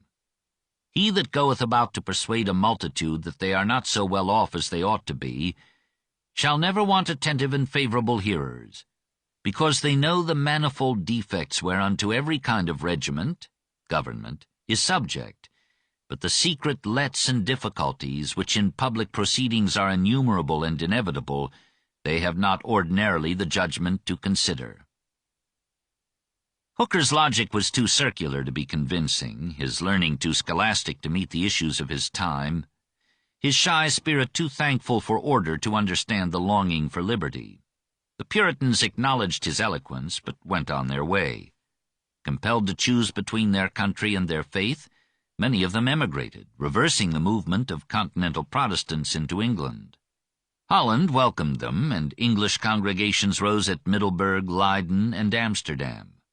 There the exiles and their offspring labored, taught, preached, and wrote, preparing with quiet passion for their triumphs in England and their fulfillment in America. 8. Elizabeth and Ireland. Ireland had been conquered by the English in 1169–71, and had been held ever since on the ground that otherwise it would be used by France or Spain as a base for attacks on England. At Elizabeth's accession, direct English rule in Ireland was confined to the eastern coast, the Pale, around and south of Dublin. The rest of the island was governed by Irish chieftains, only nominally acknowledging English sovereignty. The perennial conflict with the English disrupted the tribal administration that had given Ireland chaos and violence, but also poets, scholars, and saints. Most of the land was left to woods and bogs. Transport and communication were heroic enterprises, and the native Celtic population of some 800,000 souls lived in a half-lawless misery on the edge of barbarism. The English in the Pale were almost as poor, and they made Elizabeth's problem worse by debauchery, peculation, and crime. They robbed the London government as sedulously as they plundered the Irish peasantry. Throughout the reign, English settlers drove Irish proprietors and tenants from clearances. The dispossessed fought back with assassinations, and life for conquerors and conquered alike became a persisting fever of force and hate. Cecil himself thought that the Flemings had not such cause to rebel against the oppression of the Spaniards as the Irish against English rule. Elizabeth's Irish policy was based on the conviction that a Catholic Ireland would be a peril to a Protestant England. She ordered a full enforcement of Protestantism throughout the island. Mass was prohibited, the monasteries were closed, public worship ceased outside the narrow Pale. Priests survived in hiding and administered the sacraments furtively to a few. Morality, deprived of both religion and peace, almost disappeared. Murder, theft, adultery, and rape flourished, and men changed wives without grudge or qualm. Irish leaders appealed to the popes and Philip II for protection or aid. Philip feared to invade Ireland, lest the English should invade and help the rebellious Netherlands, but he established centers and colleges for Irish refugees in Spain. Pius IV sent to Ireland an Irish Jesuit, David Wolfe, 1560. With the courage and devotion characteristic of his order, Wolfe established clandestine missions, brought in other disguised Jesuits, and restored Catholic piety and hope. The chieftains took heart, and one after another rose in revolt against English rule. The most powerful of them was Shane, that is, John O'Neill of Tyrone. Here was such a man as legend could sing of and Irishmen could fight for. He fiercely defended his title of the O'Neill against a usurping brother. He ignored the commandments and adored the church. He foiled all English efforts to subdue him, risked his head to visit London and win Elizabeth's alliance and support, and returned in triumph to rule Ulster as well as Tyrone. He fought the rival O'Donnell clan ferociously and was finally defeated by it, 1567, and was killed when he took refuge with the Macdonalds, Scottish immigrants whose settlement at Antrim he had formerly attacked. The history of Ireland after his death was a parade of rebellions, massacres, and Lords Deputy. Sir Henry Sidney, father of Sir Philip, served Elizabeth faithfully in that ungrateful office for 9 years. He joined in defeating O'Neill, hunted Rory O'More to the death, and was recalled, 1578, because of the high cost of his victories. In 2 years as Lord Deputy, Walter Devereux, 1st Earl of Essex, distinguished himself by a massacre on the island of Rathlin, off the Antrim coast. Thither the rebel Macdonalds had sent for safety their wives and children, their aged and ailing, with a protective guard. Essex dispatched a force to capture the island. The garrison offered to surrender if they might be allowed to sail for Scotland. The offer was refused. They surrendered unconditionally. They and the women and children, the sick and the old, numbering 600, were put to the sword. 1575. The great revolt of the reign was that of the Geraldine clan in Munster. After many captivities and escapes, James Fitzmaurice Fitzgerald crossed to the continent, raised a troop of Spaniards, Italians, Portuguese, Flemings, and English Catholic émigrés, and landed them on the coast of Kerry, 1579, only to lose his life in an incidental war with another clan. His cousin Gerald Fitzgerald, 15th Earl of Desmond, carried on the revolt, but the neighbouring Butler clan, under the Protestant Earl of Ormond, declared for England. The Catholics of the Pale organized an army and defeated the levies of the new Lord Deputy, Arthur Lord Grey, 1580. Reinforced, Grey besieged Desmond's main force by land and sea on a promontory in Smerwick Bay. Finding themselves defenseless against Grey's artillery, the 600 surviving rebels surrendered and begged for mercy. All were slaughtered, women and men, except for officers who could promise substantial ransoms. The war of English against Irish and of clan against clan so ravaged Munster that, said an Irish chronicler, the lowing of a cow or the voice of a ploughman was not to be heard that year from Dingle to the rock of Cashel. And an Englishman wrote, 1582, that there hath died by famine 30,000 in Munster in less than half a year, besides others that are hanged and killed. For to kill an Irishman in that province, wrote a great English historian, was thought no more of than to kill a mad dog. Almost denuded of Irish, Munster was divided into plantations for English settlers, 1586, one of them Edmund Spencer, who there completed the Fairy Queen. The desperate Irish rose again in 1593. Hugh O'Donnell, Lord of Tyrconnell, joined forces with Hugh O'Neill, 2nd Earl of Tyrone. Spain, now at open war with England, promised help. In an interregnum between Lords Deputy, O'Neill routed an English army at Armagh, captured Blackwater, an English stronghold in the north, 1598, and sent a force to renew the Munster revolt. The English colonists fled, abandoning their plantations. Hope and joy spread in Ireland, and even the English expected that Dublin itself would fall. It was in this crisis that Elizabeth appointed the youthful Robert Devereux, 2nd Earl of Essex, as her Lord Deputy in Ireland, March 1599. She gave him an army of 17,500 men, the greatest that England had ever sent to the island. She bade him attack O'Neill in Tyrone, make no peace without consulting her, and not return without her permission.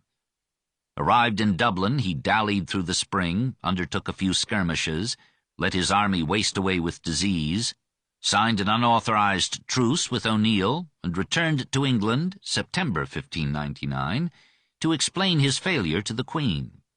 Quickly replacing him, Charles Blount, Lord Mountjoy, faced with courage and skill a combination of tricky O'Neill, fearless O'Donnell, and a fleet landing at Kinsale with troops and arms from Spain and indulgences from Clement VIII for all who would defend Ireland and the faith. Mountjoy rushed south to meet the Spaniards and defeated them so decisively that O'Neill submitted. The revolt collapsed, and a general amnesty brought a precarious peace, 1603. Meanwhile, Elizabeth had died. Her record in Ireland subtracted from her glory. She underestimated the difficulty of conquering, in an almost roadless country, a people whose love of their land and their faith was their only bond to life and decency. She scolded her deputies for failures that were due in part to her own parsimony. They were unable to pay their troops, who found it more profitable to rob the Irish than to fight them. She vacillated between truce and terror, and never followed one policy to a decision. She founded Trinity College and Dublin University, 1591, but she left the people of Ireland as illiterate as before. After the expenditure of £10 million, the peace achieved was a desert of desolation over half the lovely isle, and over all of it, a spirit of unspeakable hatred that only bided its time to kill and devastate again. 9. Elizabeth and Spain. The Queen was at her best in her management of Spain. She allowed Philip to think she might marry him or his son, and in his hopes of winning England with a wedding ring, he played the game of patience till his friends were alienated and Elizabeth was strong.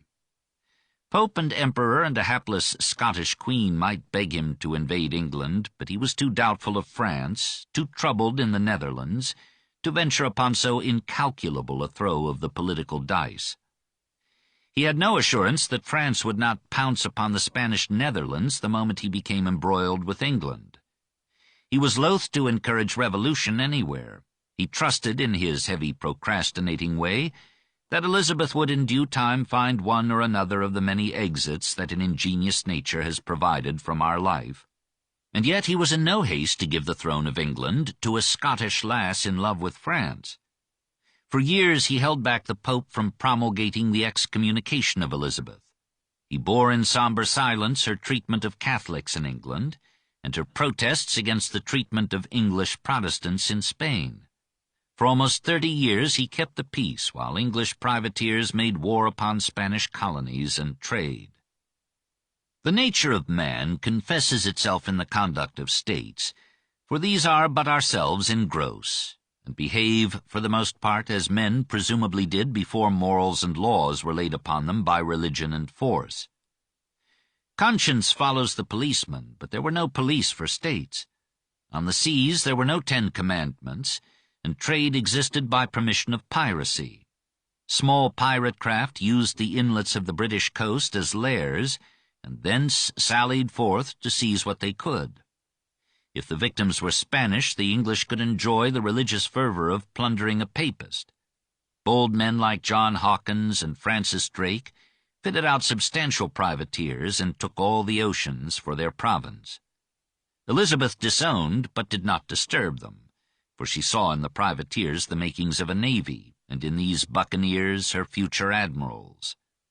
The Huguenot port of La Rochelle became a favorite rendezvous of English, Dutch, and Huguenot vessels, which preyed on Catholic commerce under whatever flag it sailed, and in need on Protestant commerce too. From such piracy the buccaneers passed to that lucrative trade in slaves which the Portuguese had opened up a century before. In the Spanish colonies of America, the natives were dying out from toil too arduous for their climate and constitutions. A demand arose for a sturdier breed of laborers. Las Casas himself, defender of the natives, suggested to Charles I of Spain that African Negroes, stronger than the Caribbean Indians, should be transported to America to do the heavy work for the Spaniards there. Charles consented, but Philip II condemned the trade and instructed the Spanish-American governors to prevent the importation of slaves, except under license, costly and rare, by the home administration. Aware that some governors were evading these restrictions, Hawkins led 3 ships to Africa, 1562, captured 300 Negroes, took them to the West Indies, and sold them to Spanish settlers in exchange for sugar, spices, and drugs. Back in England, he induced Lord Pembroke and others to invest in a second venture and persuaded Elizabeth to put one of her best vessels at his disposal. In 1564, he headed south with 4 ships, seized 400 African Negroes, sailed for the West Indies, sold them to Spaniards under threat of his guns if they refused to buy, and returned home to be hailed as a hero and share his spoils with his backers and the Queen, who made 60% on her investment. In 1567, she lent him her ship, the Jesus. With this and 4 other vessels, he sailed to Africa, captured all the Negroes his holds could stow, sold them in Spanish America at £160 a head, and was homeward bound with loot valued at £100,000 when a Spanish fleet caught him off the Mexican coast at San Juan de Ulua and destroyed all of his fleet but 2 small tenders, in which Hawkins, after 1,000 perils, returned empty-handed to England, 1569. Among the survivors of that voyage was Hawkins's young kinsman, Francis Drake. Educated at Hawkins's expense, Drake became, so to speak, a native of the sea. At 22, he commanded a ship on Hawkins's futile expedition. At 23, having lost everything but his reputation for bravery, he vowed vengeance against Spain. At 25, he received a privateer's commission from Elizabeth. In 1573, aged 28, he captured a convoy of silver bullion off the coast of Panama and returned to England rich and revenged.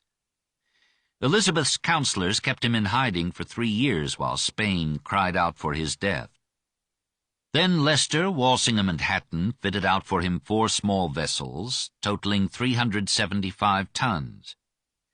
With these, he sailed from Plymouth on November 15, 1577, on what turned out to be the 2nd circumnavigation of the globe. As his fleet issued from the Straits of Magellan into the Pacific, it ran into a heavy storm. The ships were scattered and never reunited. Drake alone in the Pelican moved up the west coast of the Americas to San Francisco, raiding Spanish vessels on the way. Then he turned boldly westward to the Philippines, sailed through the Moluccas to Java, across the Indian Ocean to Africa, around the Cape of Good Hope, and up the Atlantic to reach Plymouth on September 26, 1580, 34 months after leaving it. He brought with him 600,000 pounds of booty, of which 275,000 pounds were handed over to the Queen. England hailed him as the greatest seaman and pirate of the age. Elizabeth dined on his ship and dubbed him knight. All this time, England had been technically at peace with Spain. Philip lodged repeated protests with the Queen. She made excuses, hugged her spoils, and pointed out that Philip was also violating international law by sending help to the rebels in Ireland. When the Spanish ambassador threatened war, she threatened marriage with Alençon and alliance with France. Philip, busy conquering Portugal, ordered his envoy to keep the peace. As usual, good luck supplemented the vacillating genius of the Queen. What would have happened to her if Catholic France had not been cut in two by civil war, if Catholic Austria and the Emperor had not been harassed by the Turks, if Spain had not been embroiled with Portugal, France, the papacy, and its rebellious subjects in the Netherlands? For years, Elizabeth played fast and loose with the Netherlands, shifting her policy with fluid circumstance, and no charges of irresolution or treachery could make her move in blinders on one course. She had no more liking for Dutch Calvinism than for English Puritanism, and no more liking than Philip for abetting revolution. She recognized the importance to the English economy of uninterrupted trade with the Netherlands. She planned to support the revolt of the Netherlands sufficiently to keep them from surrendering to Spain or bequeathing themselves to France. For as long as the revolt continued, Spain would stay out of England. A blessed windfall, allowed the Queen to help the rebels at a delectable profit to her treasury. In December 1568, several Spanish vessels, carrying £150,000 to pay Alva's troops in the Netherlands, were driven by English privateers into Channel ports. Elizabeth, who had just heard of Hawkins's disaster at San Juan de Ulua, recognized a providential opportunity to make up for what England had lost in that defeat. She asked Bishop Jewell whether she had a right to the Spanish treasure. He judged that God, being surely a Protestant, would be pleased to see the Papists plundered. Moreover, the Queen learned the money had been borrowed by Philip from Genoese bankers, and Philip had refused to take title to it until its safe delivery in Antwerp. Elizabeth had the money transferred to her vaults. Philip complained. Alva seized all English nationals and goods that he could lay hands upon in the Netherlands. Elizabeth arrested all Spaniards in England. But the necessities of trade gradually restored normal relations. Alva refused to prod Elizabeth into alliance with the rebels. Philip kept his temper. Elizabeth kept the money. The uneasy peace dragged on until continued English raids on Spanish shipping and the appeals of the imprisoned Mary Stuart's friends involved Philip in a plot to assassinate the Queen. Convinced of his participation, Elizabeth expelled the Spanish ambassador, 1584, and gave open aid to the Netherlands. English troops entered Flushing, Brill, Ostend, and Sluis. Leicester was sent to command them. They were defeated by the Spaniards at Zutphen, 1586, but now at last the issue was drawn. Both Philip and Elizabeth prepared with all their resources for the war that would decide the mastery of the seas and the religion of England, perhaps of Europe, perhaps of the New World. Spain had risen to wealth by grace of Columbus and Pope Alexander VI, whose arbitration decrees of 1493 had awarded nearly all of the Americas to his native Spain. With those voyages and bulls, the Mediterranean ceased to be the center of the white man's civilization and power, and the Atlantic Age began. Of Europe's three great Atlantic nations, France was debarred by civil war from the contest for oceanic dominion. England and Spain remained, jutting out like grasping promontories toward the Promised Land. It appeared impossible to dislodge Spain from her preeminence in America. By 1580 she had hundreds of colonies there, England none, and each year immense riches passed from the mines of Mexico and Peru to Spain. It seemed manifest destiny that Spain should rule all the Western Hemisphere and make both the Americas in her political and religious image. Drake was not content with this prospect. For a time, the war for the world was between himself and Spain. In 1585, financed by his friends and the Queen, he fitted out 30 vessels and sallied forth against the Spanish Empire. He entered the estuary of Vigo in northwest Spain, plundered the port of Vigo, disrobed a statue of the Virgin, and carried away the precious metals and costly vestments of the churches. He sailed on to the Canary and Cape Verde Islands, pillaged the largest of them, crossed the Atlantic, raided Santo Domingo, took £30,000 as a douceur not to destroy the Colombian city of Cartagena, plundered and burned the town of St. Augustine in Florida, and returned to England, 1586, only because yellow fever had killed a third of his crew. This was war without its name. On February 8, 1587, the English government put to death the Scottish Queen. Philip informed Sixtus V that he was now ready to invade England and dethrone Elizabeth. He asked the Pope to contribute 2 million gold crowns. Sixtus offered 600,000 to be paid to Spain only if the invasion actually occurred. Philip bade his best admiral, the Marquis of Santa Cruz, to prepare the largest armada so far known in history. Ships were gathered or built at Lisbon, stores were assembled at Cadiz. Drake urged Elizabeth to give him a fleet to destroy the armada before it could take irresistible form. She consented, and on April 2, 1587, with 30 ships, he hurried out from Plymouth before she could change her mind.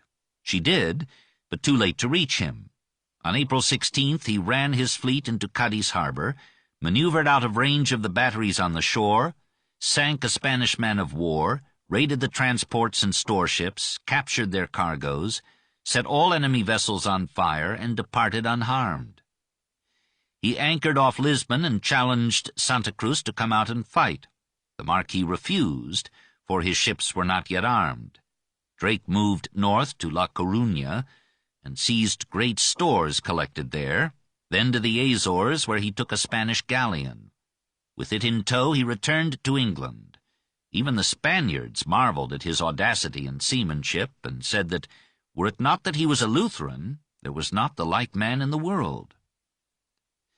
Philip patiently rebuilt his fleet. The Marquis of Santa Cruz died, January 1588. Philip replaced him with the Duke of Medina Sidonia, a grandee with more pedigree than competence. When finally the Armada was complete, it numbered 130 vessels, averaging 445 tons. Half the ships were cargo carriers, half were men of war. 8,050 sailors manned them, 19,000 soldiers sailed. Philip and his admirals thought of naval warfare in ancient terms, to grapple and board the enemy and fight man to man. The English plan was to sink the enemy's ships with their crowded crews by broadside fire. Philip instructed his fleet not to seek out and attack the English squadrons, but to seize some English beachhead, cross to Flanders, and take on board the 30,000 troops that the Duke of Parma had ready there. So reinforced, the Spanish were to march on London. Meanwhile, a letter composed by Cardinal Allen, April 1588, was smuggled into England, bidding the Catholics join the Spanish in deposing their usurping, heretic, prostitute queen. To help restore Catholicism in England, hundreds of monks accompanied the Armada, under the Vicar General of the Inquisition. A devout religious spirit moved the Spanish sailors and their masters. They sincerely believed they were on a sacred mission. Prostitutes were sent away, profanity subsided, gambling ceased. On the morning when the fleet sailed from Lisbon, May 29, 1588, every man on board received the Eucharist, and all Spain prayed. The winds favored Elizabeth. The Armada ran into a damaging storm. It took refuge in the harbor of La Coruña, healed its wounds, and set forth again, July 12th. England awaited it in a feverish mixture of divided counsels, hurried preparations, and desperate resolve. Now the time had come for Elizabeth to spend the sums that she had saved through 30 years of skimping and deviltry. Her people, Catholic as well as Protestant, came manfully to her rescue. Volunteer militia trained in the towns. London merchants financed regiments and, asked to fit out 15 ships, provided 30. For 10 years now, Hawkins had been building men of war for the Queen's Navy. Drake was now a vice-admiral. Privateers brought their own vessels to the fateful rendezvous. Early in July 1588, the full complement of 82 ships under command of Charles, Lord Howard of Effingham, as Lord High Admiral of England, gathered at Plymouth to greet the advancing foe. On July 19th, the vanguard of the Armada was sighted in the mouth of the Channel. The defending fleet sailed out of Plymouth, and on the 21st the action began. The Spaniards waited for the English to come close enough for grappling. Instead, the light English vessels, built to low lines and narrow beam, scurried around the heavy Spanish galleons, firing broadsides as they went. The Spanish decks were too high. Their guns fired too far above the English vessels, doing only minor damage. The English boats ran beneath the fire, and their maneuverability and speed left the Spaniards helpless and confused. As night fell, they fled before the wind, leaving one of their ships to be taken by Drake. Another was blown up, reportedly by a mutinous German gunner, and the wreck fell into English hands. Luckily, both ships contained ammunition, which was soon transferred to the Queen's fleet. On the 24th, more ammunition came, but still the English had only enough for a day's fighting. On the 25th, near the Isle of Wight, Howard led an attack. His flagship sailed into the center of the Armada, exchanging broadsides with every galleon that had passed, and the superior accuracy of the English fire broke the Spanish morale. "The enemy pursue me," wrote Medina Sidonia that night to the Duke of Parma. "They fire on me from morn till dark, but they will not grapple. There is no remedy, for they are swift and we are slow." He begged Parma to send him ammunition and reinforcements, but Parma's ports were blockaded by Dutch ships. On the 27th, the Armada anchored in Calais roads. On the 28th, Drake set fire to 8 small and dispensable vessels and placed them in the wind to sail amid the Spanish fleet. Fearing them, Medina Sidonia ordered his ships to put out to sea. On the 29th, Drake attacked them off the French coast at Gravelines in the main action of the war. The Spaniards fought bravely, but with poor seamanship and gunnery. At noon, Howard's squadron came up, and the full English fleet poured such fire into the Armada that many of its ships were disabled and some were sunk. Their wooden hulls, though 3 feet thick, were penetrated by the English shot. Thousands of Spaniards were killed. Blood could be seen flowing from the decks into the sea. At the close of that day, the Armada had lost 4,000 men. 4,000 more were wounded, and the surviving vessels were with difficulty kept afloat. Seeing that his crews could bear no more, Medina Sidonia gave orders to withdraw. On the 30th, the wind carried the broken fleet into the North Sea. The English followed them as far north as the Firth of Forth. Then, lacking food and ammunition, they returned to port. They had lost 60 men and not 1 ship. For the remnants of the Armada, there was no haven nearer than Spain itself. Scotland was hostile, and Irish ports were held by English troops. Desperately, the injured ships and starving men made their way around the British Isles. The water was rough and the wind was wild. Masts were shattered and sails were torn. Day after day some vessel sank or was abandoned. Dead men were dropped into the sea. 17 ships were wrecked on the rugged Irish shores. At Sligo alone, 1,100 drowned Spaniards were washed up on the beach. Some of the crews made landings in Ireland and begged for food and drink. They were refused, and hundreds, too weak to fight, were massacred by the half-savage denizens of the coasts. Of the 130 vessels that had left Spain, 54 returned. Of 27,000 men, 10,000, most of them wounded or sick. Philip, learning of the prolonged disaster day by day, shut himself up in his Escorial cell, and none dared speak to him. Sixtus V, pleading that no invasion of England had occurred, sent not 1 ducat to bankrupt Spain. Elizabeth was as careful with ducats as the Pope. Wary of peculation in the Navy, she demanded accounting of every shilling spent by Navy and Army before, during, and after the battle. Howard and Hawkins made up out of their own pockets whatever discrepancies they could not explain. Elizabeth, expecting a long war, had kept the crews and troops on short rations and low pay. Now a violent disease akin to typhus ran through the returning men. On some vessels half the crew died or were disabled, and Hawkins wondered what England's fate would have been had the epidemic preceded the enemy. The naval war continued till Philip's death, 1598. Drake took a fleet and 15,000 men to help the Portuguese in their revolt against Spain, 1589, but the Portuguese hated Protestants more than Spaniards. The English drank themselves drunk on captured wine, and the expedition ended in failure and disgrace. Lord Thomas Howard led a fleet to the Azores to intercept the Spanish flota, bringing silver and gold to Spain. But Philip's new armada put Howard's ships to flight, except the Revenge, which, caught lagging behind the rest, fought 15 Spanish ships heroically until overcome, 1591. Drake and Hawkins made another sally to the West Indies, 1595, but they quarreled and died on the way. In 1596, Elizabeth sent still another fleet to destroy ships in Spanish ports. At Cadiz it found 19 men of war and 36 merchantmen, but these escaped to the open sea while Essex plundered the town. This expedition, too, was a failure, but it demonstrated again the English mastery of the Atlantic. The defeat of the Armada affected almost everything in modern European civilization.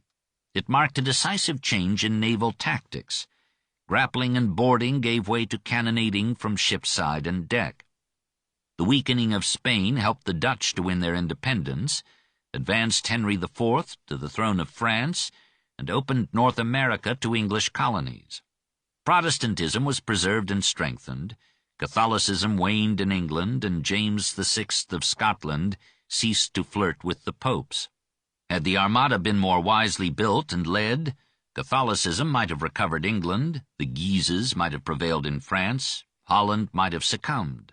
The great burst of pride and energy that raised up Shakespeare and Bacon as the symbols and fruit of a triumphant England might never have been, and the Elizabethan ecstasy would have had to meet the Spanish Inquisition. So wars determine theology and philosophy, and the ability to kill and destroy is a prerequisite for permission to live and build. 10. Raleigh and Essex, 1588 to 1601. Though Cecil and Walsingham, Drake and Hawkins had been the immediate instruments of glory and victory, Elizabeth personified triumphant England, and at 60 she was at the top of her fame and power. Her face was a bit wrinkled, her hair was detachable, some teeth were missing and some were black, but in her awesome finery of lacy headdress, flying ruff, padded sleeves, and hoop skirt, all a-sparkle with encrusted gems, she stood proud and straight and undeniably a queen. Parliament grumbled at her royal ways, but submitted.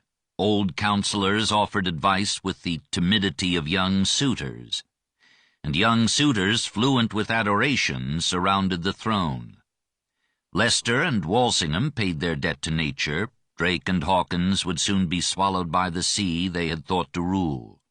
Cecil, the Atlas of this Commonwealth, Bacon called him, was now old, and he creaked with gout. Presently Elizabeth would nurse him in his final illness and feed him his last food with her own hand. She grew sad with these amputations, but she did not let them darken the splendor of her progresses or the vivacity of her court. New faces shone about her, bringing her some vicarious youth. Christopher Hatton was so handsome that she made him Chancellor, 1587. She waited 9 years before accepting Burleigh's advice to make his sagacious hunchbacked son, Robert Cecil, her Secretary of State. She relished more the fine features and rattling sword of Walter Raleigh, and did not mind his private theological doubts. She had some of her own. Raleigh was almost the complete Elizabethan man. Gentleman, soldier, mariner, adventurer, poet, philosopher, orator, historian, martyr. Here was the uomo universale of Renaissance dreams, who touched genius at every point, but never let the part become the whole. Born in Devonshire in 1552, entered at Oxford in 1568, he fled from books into life and joined a gallant group of pedigreed volunteers who crossed to France to fight for the Huguenots. 6 years in those wars may have taught him some of the unscrupulous violence of action and reckless audacity of speech that molded his later fate. Back in England, 1575, he forced himself to study law, but in 1578 he went off again as a volunteer to help the Dutch against Spain. 2 years later he was in Ireland as a captain in the army that put down Desmond's rebellion, and he played no hesitant part in the Smerwick massacre. Elizabeth rewarded him with 12,000 acres in Ireland and favour at her court. Pleased with his figure, his compliments, and his wit, she listened with less than her customary skepticism to his proposal for English colonies in America. She gave him a charter, and in 1584 he sent out, but did not accompany, the first of several expeditions that tried, and failed, to establish a settlement in Virginia. Only the name survived, as a lasting memorial to the Queen's inaccessibility. Elizabeth Throckmorton, a maid of honor, proved more approachable. She accepted Raleigh as her lover and secretly married him, 1593. As no member of the court might marry without the Queen's consent, The ardent couple received an unexpected honeymoon in the Tower. Raleigh earned release, with banishment from the court, by writing to Burleigh a letter describing the Queen as an amalgam of all the perfections in history. He retired to his Sherborne estate, planned voyages and discoveries, played with atheism, and wrote poetry whose every line had a characteristic tang and sting. But 2 years of quiet exhausted his stability. With the help of Lord Admiral Howard and Robert Cecil, he fitted out 5 vessels and headed for South America, seeking El Dorado, a fabled land of golden palaces, rivers running gold, and Amazons with undiminished charms. He sailed 100 miles up the Orinoco, but found no female warriors and no gold. Baffled by rapids and falls, he returned to England empty-handed. But he told how the American natives had marveled at the beauty of the Queen when he showed them her portrait, and soon he was readmitted to the court. His eloquent account, the discovery of the large, rich, and beautiful empire of Guiana, reaffirmed his faith that the sun covereth not so much riches in any part of the world as the region of the Orinoco. Tirelessly he preached the desirability of getting America's wealth out of Spanish into English hands. And he phrased the doctrine of sea power perfectly. Whoever commands the sea commands the trade. Whoever commands the trade of the world commands the riches of the world, and consequently the world itself. In 1596 he joined the expedition to Cadiz, fought as vigorously as he wrote, and received a wound in the leg. The Queen now used him graciously and made him captain of the guard. In 1597 he commanded part of the fleet that Essex led to the Azores. Separated from the rest by a storm, Raleigh's squadron encountered and defeated the enemy. Essex never forgave him for preempting victory. Robert Devereux, 2nd Earl of Essex, surpassed even Raleigh in fascination. He had Walter's ambition and verve and pride, a little more of his hot temper, a little less of his wit, much more of generosity and noblesse oblige.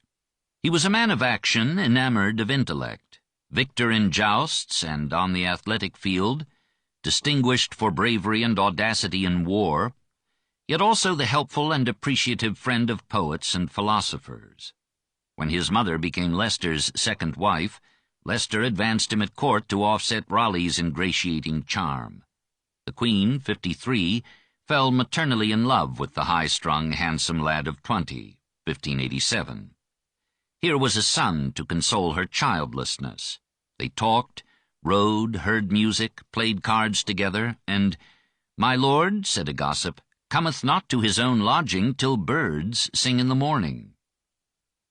Her aging heart suffered when he secretly married Philip Sidney's widow, but she soon forgave him, and by 1593 he was a member of the Privy Council.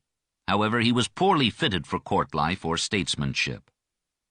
He carried his love and hate always on his face, said his servant Cuff, and knew not how to hide them.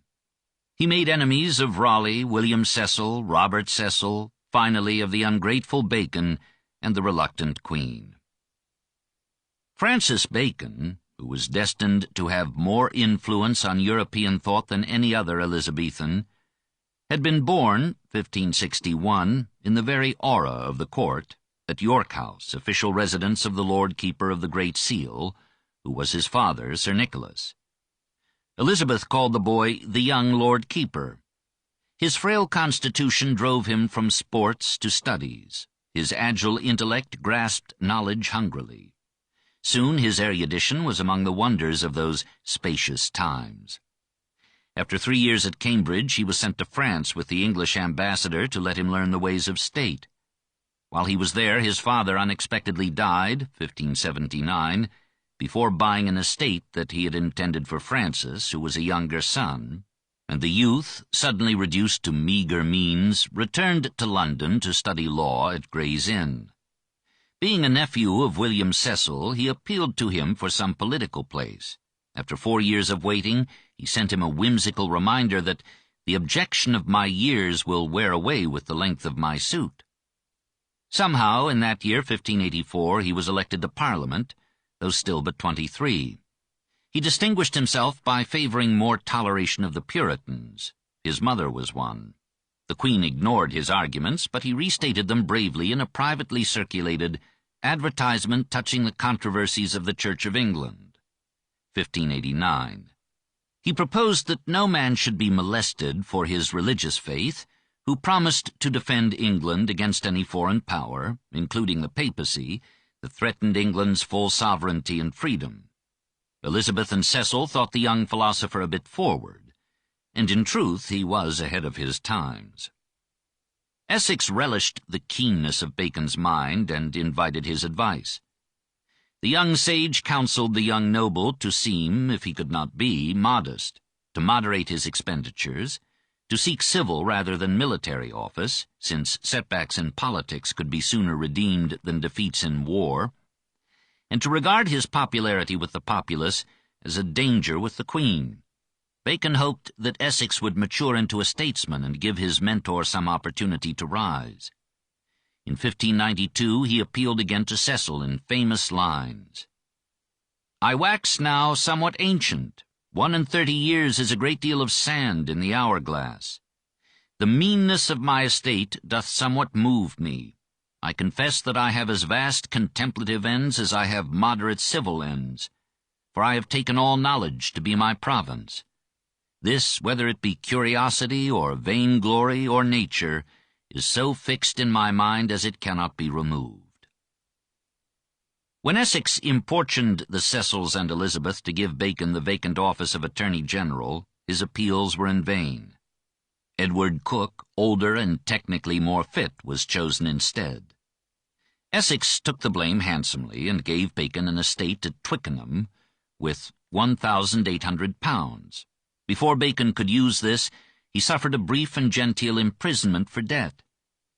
In 1597 he was appointed to the Learned Council of lawyers who advised the Privy Council. Despite Bacon's advice, Essex joined the war party and planned to make himself head of the army. His dashing bravery at Cadiz made him too popular for the council's taste. Failure at the Azores, and his undiminished pride, extravagance, and sharp tongue alienated the court and irritated the Queen. When she flatly rejected his recommendation of Sir George Carew for office in Ireland, he turned his back on her with a gesture of contempt. Furious, she boxed his ears and cried, "Go to the devil!" He grasped his sword and shouted at her, "This is an outrage that I will not put up with. I would not have borne it from your father's hands." He rushed in anger from the room, and all the court expected him to be clapped into the Tower, 1598. Elizabeth did nothing. On the contrary, or was it to get rid of him, a few months later she appointed him Lord Deputy for Ireland. Bacon had cautioned him not to seek that ungrateful task of countering a faith by force, but Essex wanted an army. On March 27, 1599, he left for Dublin amid the acclamations of the populace, the misgivings of his friends, and the satisfaction of his enemies. 6 months later, having failed in his mission, he hurried back to England without permission of the Queen, rushed unannounced into her dressing-room, and tried to explain his actions in Ireland. She listened to him with patient wrath, and had him committed to the custody of the Lord Keeper at York House until the charges against him could be heard. The people of London murmured, for they were ignorant of his failure and remembered his victories. The Privy Council ordered a semi-public trial, and commissioned Bacon, as a member of the Learned Council and as a lawyer pledged to defend the Queen, to draw up a statement of the charges. He asked to be excused. They insisted. He consented. The indictment he formulated was moderate. Essex acknowledged its truth and offered humble submission. He was suspended from his offices and was told to remain in his own home till the Queen should be pleased to free him, June 5, 1600. Bacon pleaded for him, and on August 26th, Essex was restored to liberty. Now in his own Essex house, he continued his search for power.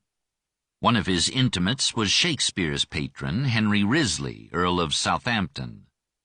Him Essex sent to Ireland to propose that Mountjoy, now Lord Deputy there, should return to England with the English army and help Essex take control of the government. Mountjoy refused.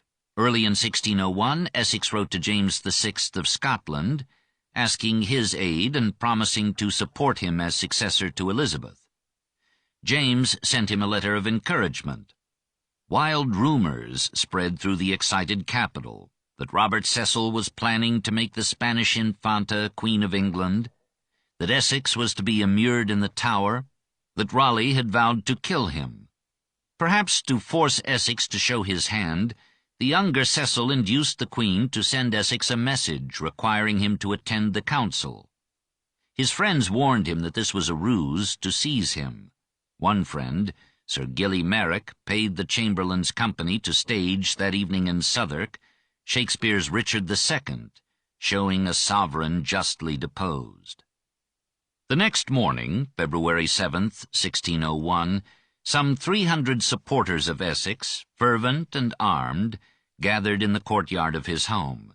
When the Lord Keeper and 3 other dignitaries came to ask the cause of this illegal assembly, the crowd locked them up and swept the hesitant Earl on with them to London and revolution. He had hoped that the people would rise to his cause, but the preachers bade them stay indoors, and they obeyed. The forces of the government were on guard and routed the rebels. Essex was captured and lodged in the Tower. He was quickly brought to trial on a charge of treason. The council bade Bacon help Cook in preparing the government's case. His refusal would have ruined his political career. His consent ruined his posthumous reputation. When Cook faltered in presenting the indictment, Bacon rose and stated the matter with convincing, convicting clarity. Essex confessed his guilt and named his accomplices. 5 of these were arrested and beheaded. Southampton was sentenced to life imprisonment. James I later released him. Legend told how Essex sent the Queen a ring once given him by her with a promise to come to his aid if he should ever return it in his hour of need. If sent, it did not reach her. On February 25th, 1601, aged 35, Essex went gallantly to the fate that was the seal of his character. Raleigh, his enemy, wept when the blow fell. For a year the Tower displayed the severed and decaying head. 11. The Magic Fades, 1601 to 1603.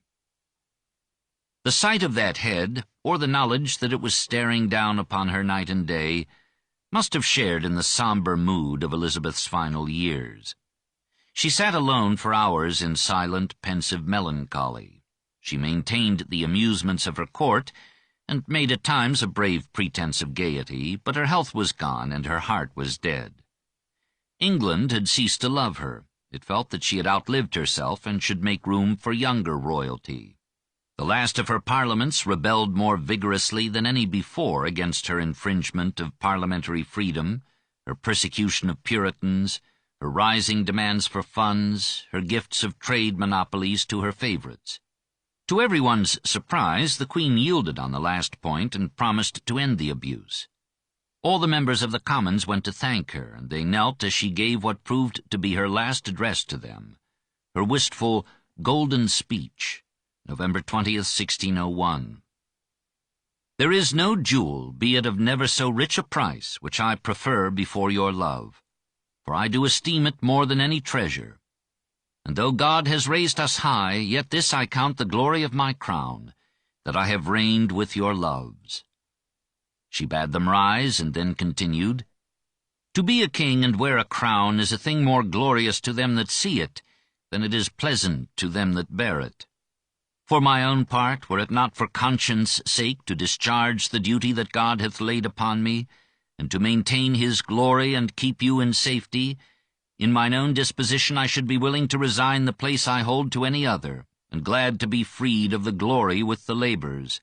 For it is not my desire to live or to reign longer than my life and reign shall be for your good. And though you have had, and may have, many mightier and wiser princes sitting in this seat, yet you never had, nor shall have, any love you better.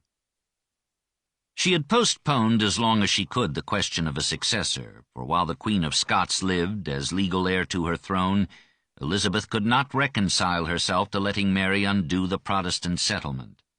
Now that Mary was dead, and Mary's son, James VI of Scotland, was heir apparent, it was some comfort to know that, however vacillating and devious, he was Protestant. She knew that Robert Cecil and others of her court were secretly negotiating with James to ease his accession and feather their nests, and were counting the days when she should die. Rumors moved across Europe that she was dying of cancer. But she was dying of too much life. Her frame could not bear any more the joys and sorrows, the burdens and blows of the relentless years. When her godson, Sir John Harrington, tried to amuse her with witty verses, she sent him off, saying, "When thou dost feel creeping time at thy gate, these fooleries will please thee less." In March 1603, having exposed herself too boldly to the winter cold, she caught a fever. Through 3 weeks it consumed her. She spent them mostly in a chair or reclining on cushions. She would have no doctors, but she asked for music, and some players came. Finally she was persuaded to take to her bed. Archbishop Whitgift expressed a hope for her longer life. She rebuked him. He knelt beside the bed and prayed. When he thought it was enough, he tried to rise, but she bade him continue. And again, when the old man's knees were weary, she motioned him to pray some more. He was released only when, late at night, she fell asleep. She never woke. The next day, March 24th, John Manningham wrote in his diary, "This morning about 3 o'clock, Her Majesty departed this life, mildly like a lamb, easily like a ripe apple from a tree." So it seemed. England, which had long awaited her passing, felt the blow nevertheless. Many men realized that a great age had ended, a powerful hand had fallen from the helm, and some, like Shakespeare, feared a chaotic interlude. Bacon thought her such a great queen that, if Plutarch were now alive to write lives by parallels, it would trouble him to find for her a parallel among women. This lady was endued with learning in her sex singular, and rare even among masculine princes. As for her government, this part of the island never had 45 years of better times, and yet not through the calmness of the season, but through the wisdom of her regiment. For if there be considered, of the one side, the truth of religion established, the constant peace and security, the good administration of justice, the temperate use of the prerogative, the flourishing state of learning, and if there be considered on the other side the differences of religion, the troubles of neighbor countries, the ambition of Spain and opposition of Rome, and then that she was solitary and of herself. These things, I say, considered, as I could not have chosen another instance so recent and so proper, so I suppose I could not have chosen one more remarkable or eminent, concerning the conjunction of learning in the prince with felicity in the people. Looking back now in the hindsight of time, we should shade the portrait a little, noting and forgiving the faults of the incomparable queen. She was no saint or sage, but a woman of temper and passion, lustily in love with life. The truth of religion was not quite established, and not all her subjects could, as Shakespeare may have thought, eat in safety under their own vines what they planted and sing the merry songs of peace. The wisdom of her rule was partly that of her aids. The vacillations of her mind proved often fortunate, perhaps by the chance of change. Sometimes they brought such weakness of policy that the internal troubles of her enemies had to help her to survive. But survive she did, and she prospered, by fair means or devious. She freed Scotland from the French and bound it with England. She enabled Henry of Navarre to balance his mass in Paris with the Edict of Nantes. She found England bankrupt and despised, and left it rich and powerful, and the sinews of learning and literature grew strong in the wealth of her people. She continued the despotism of her father, but moderated it with humanity and charm. Denied husband and child, she mothered England, loved it devotedly, and used herself up in serving it. She was the greatest ruler that England has ever known.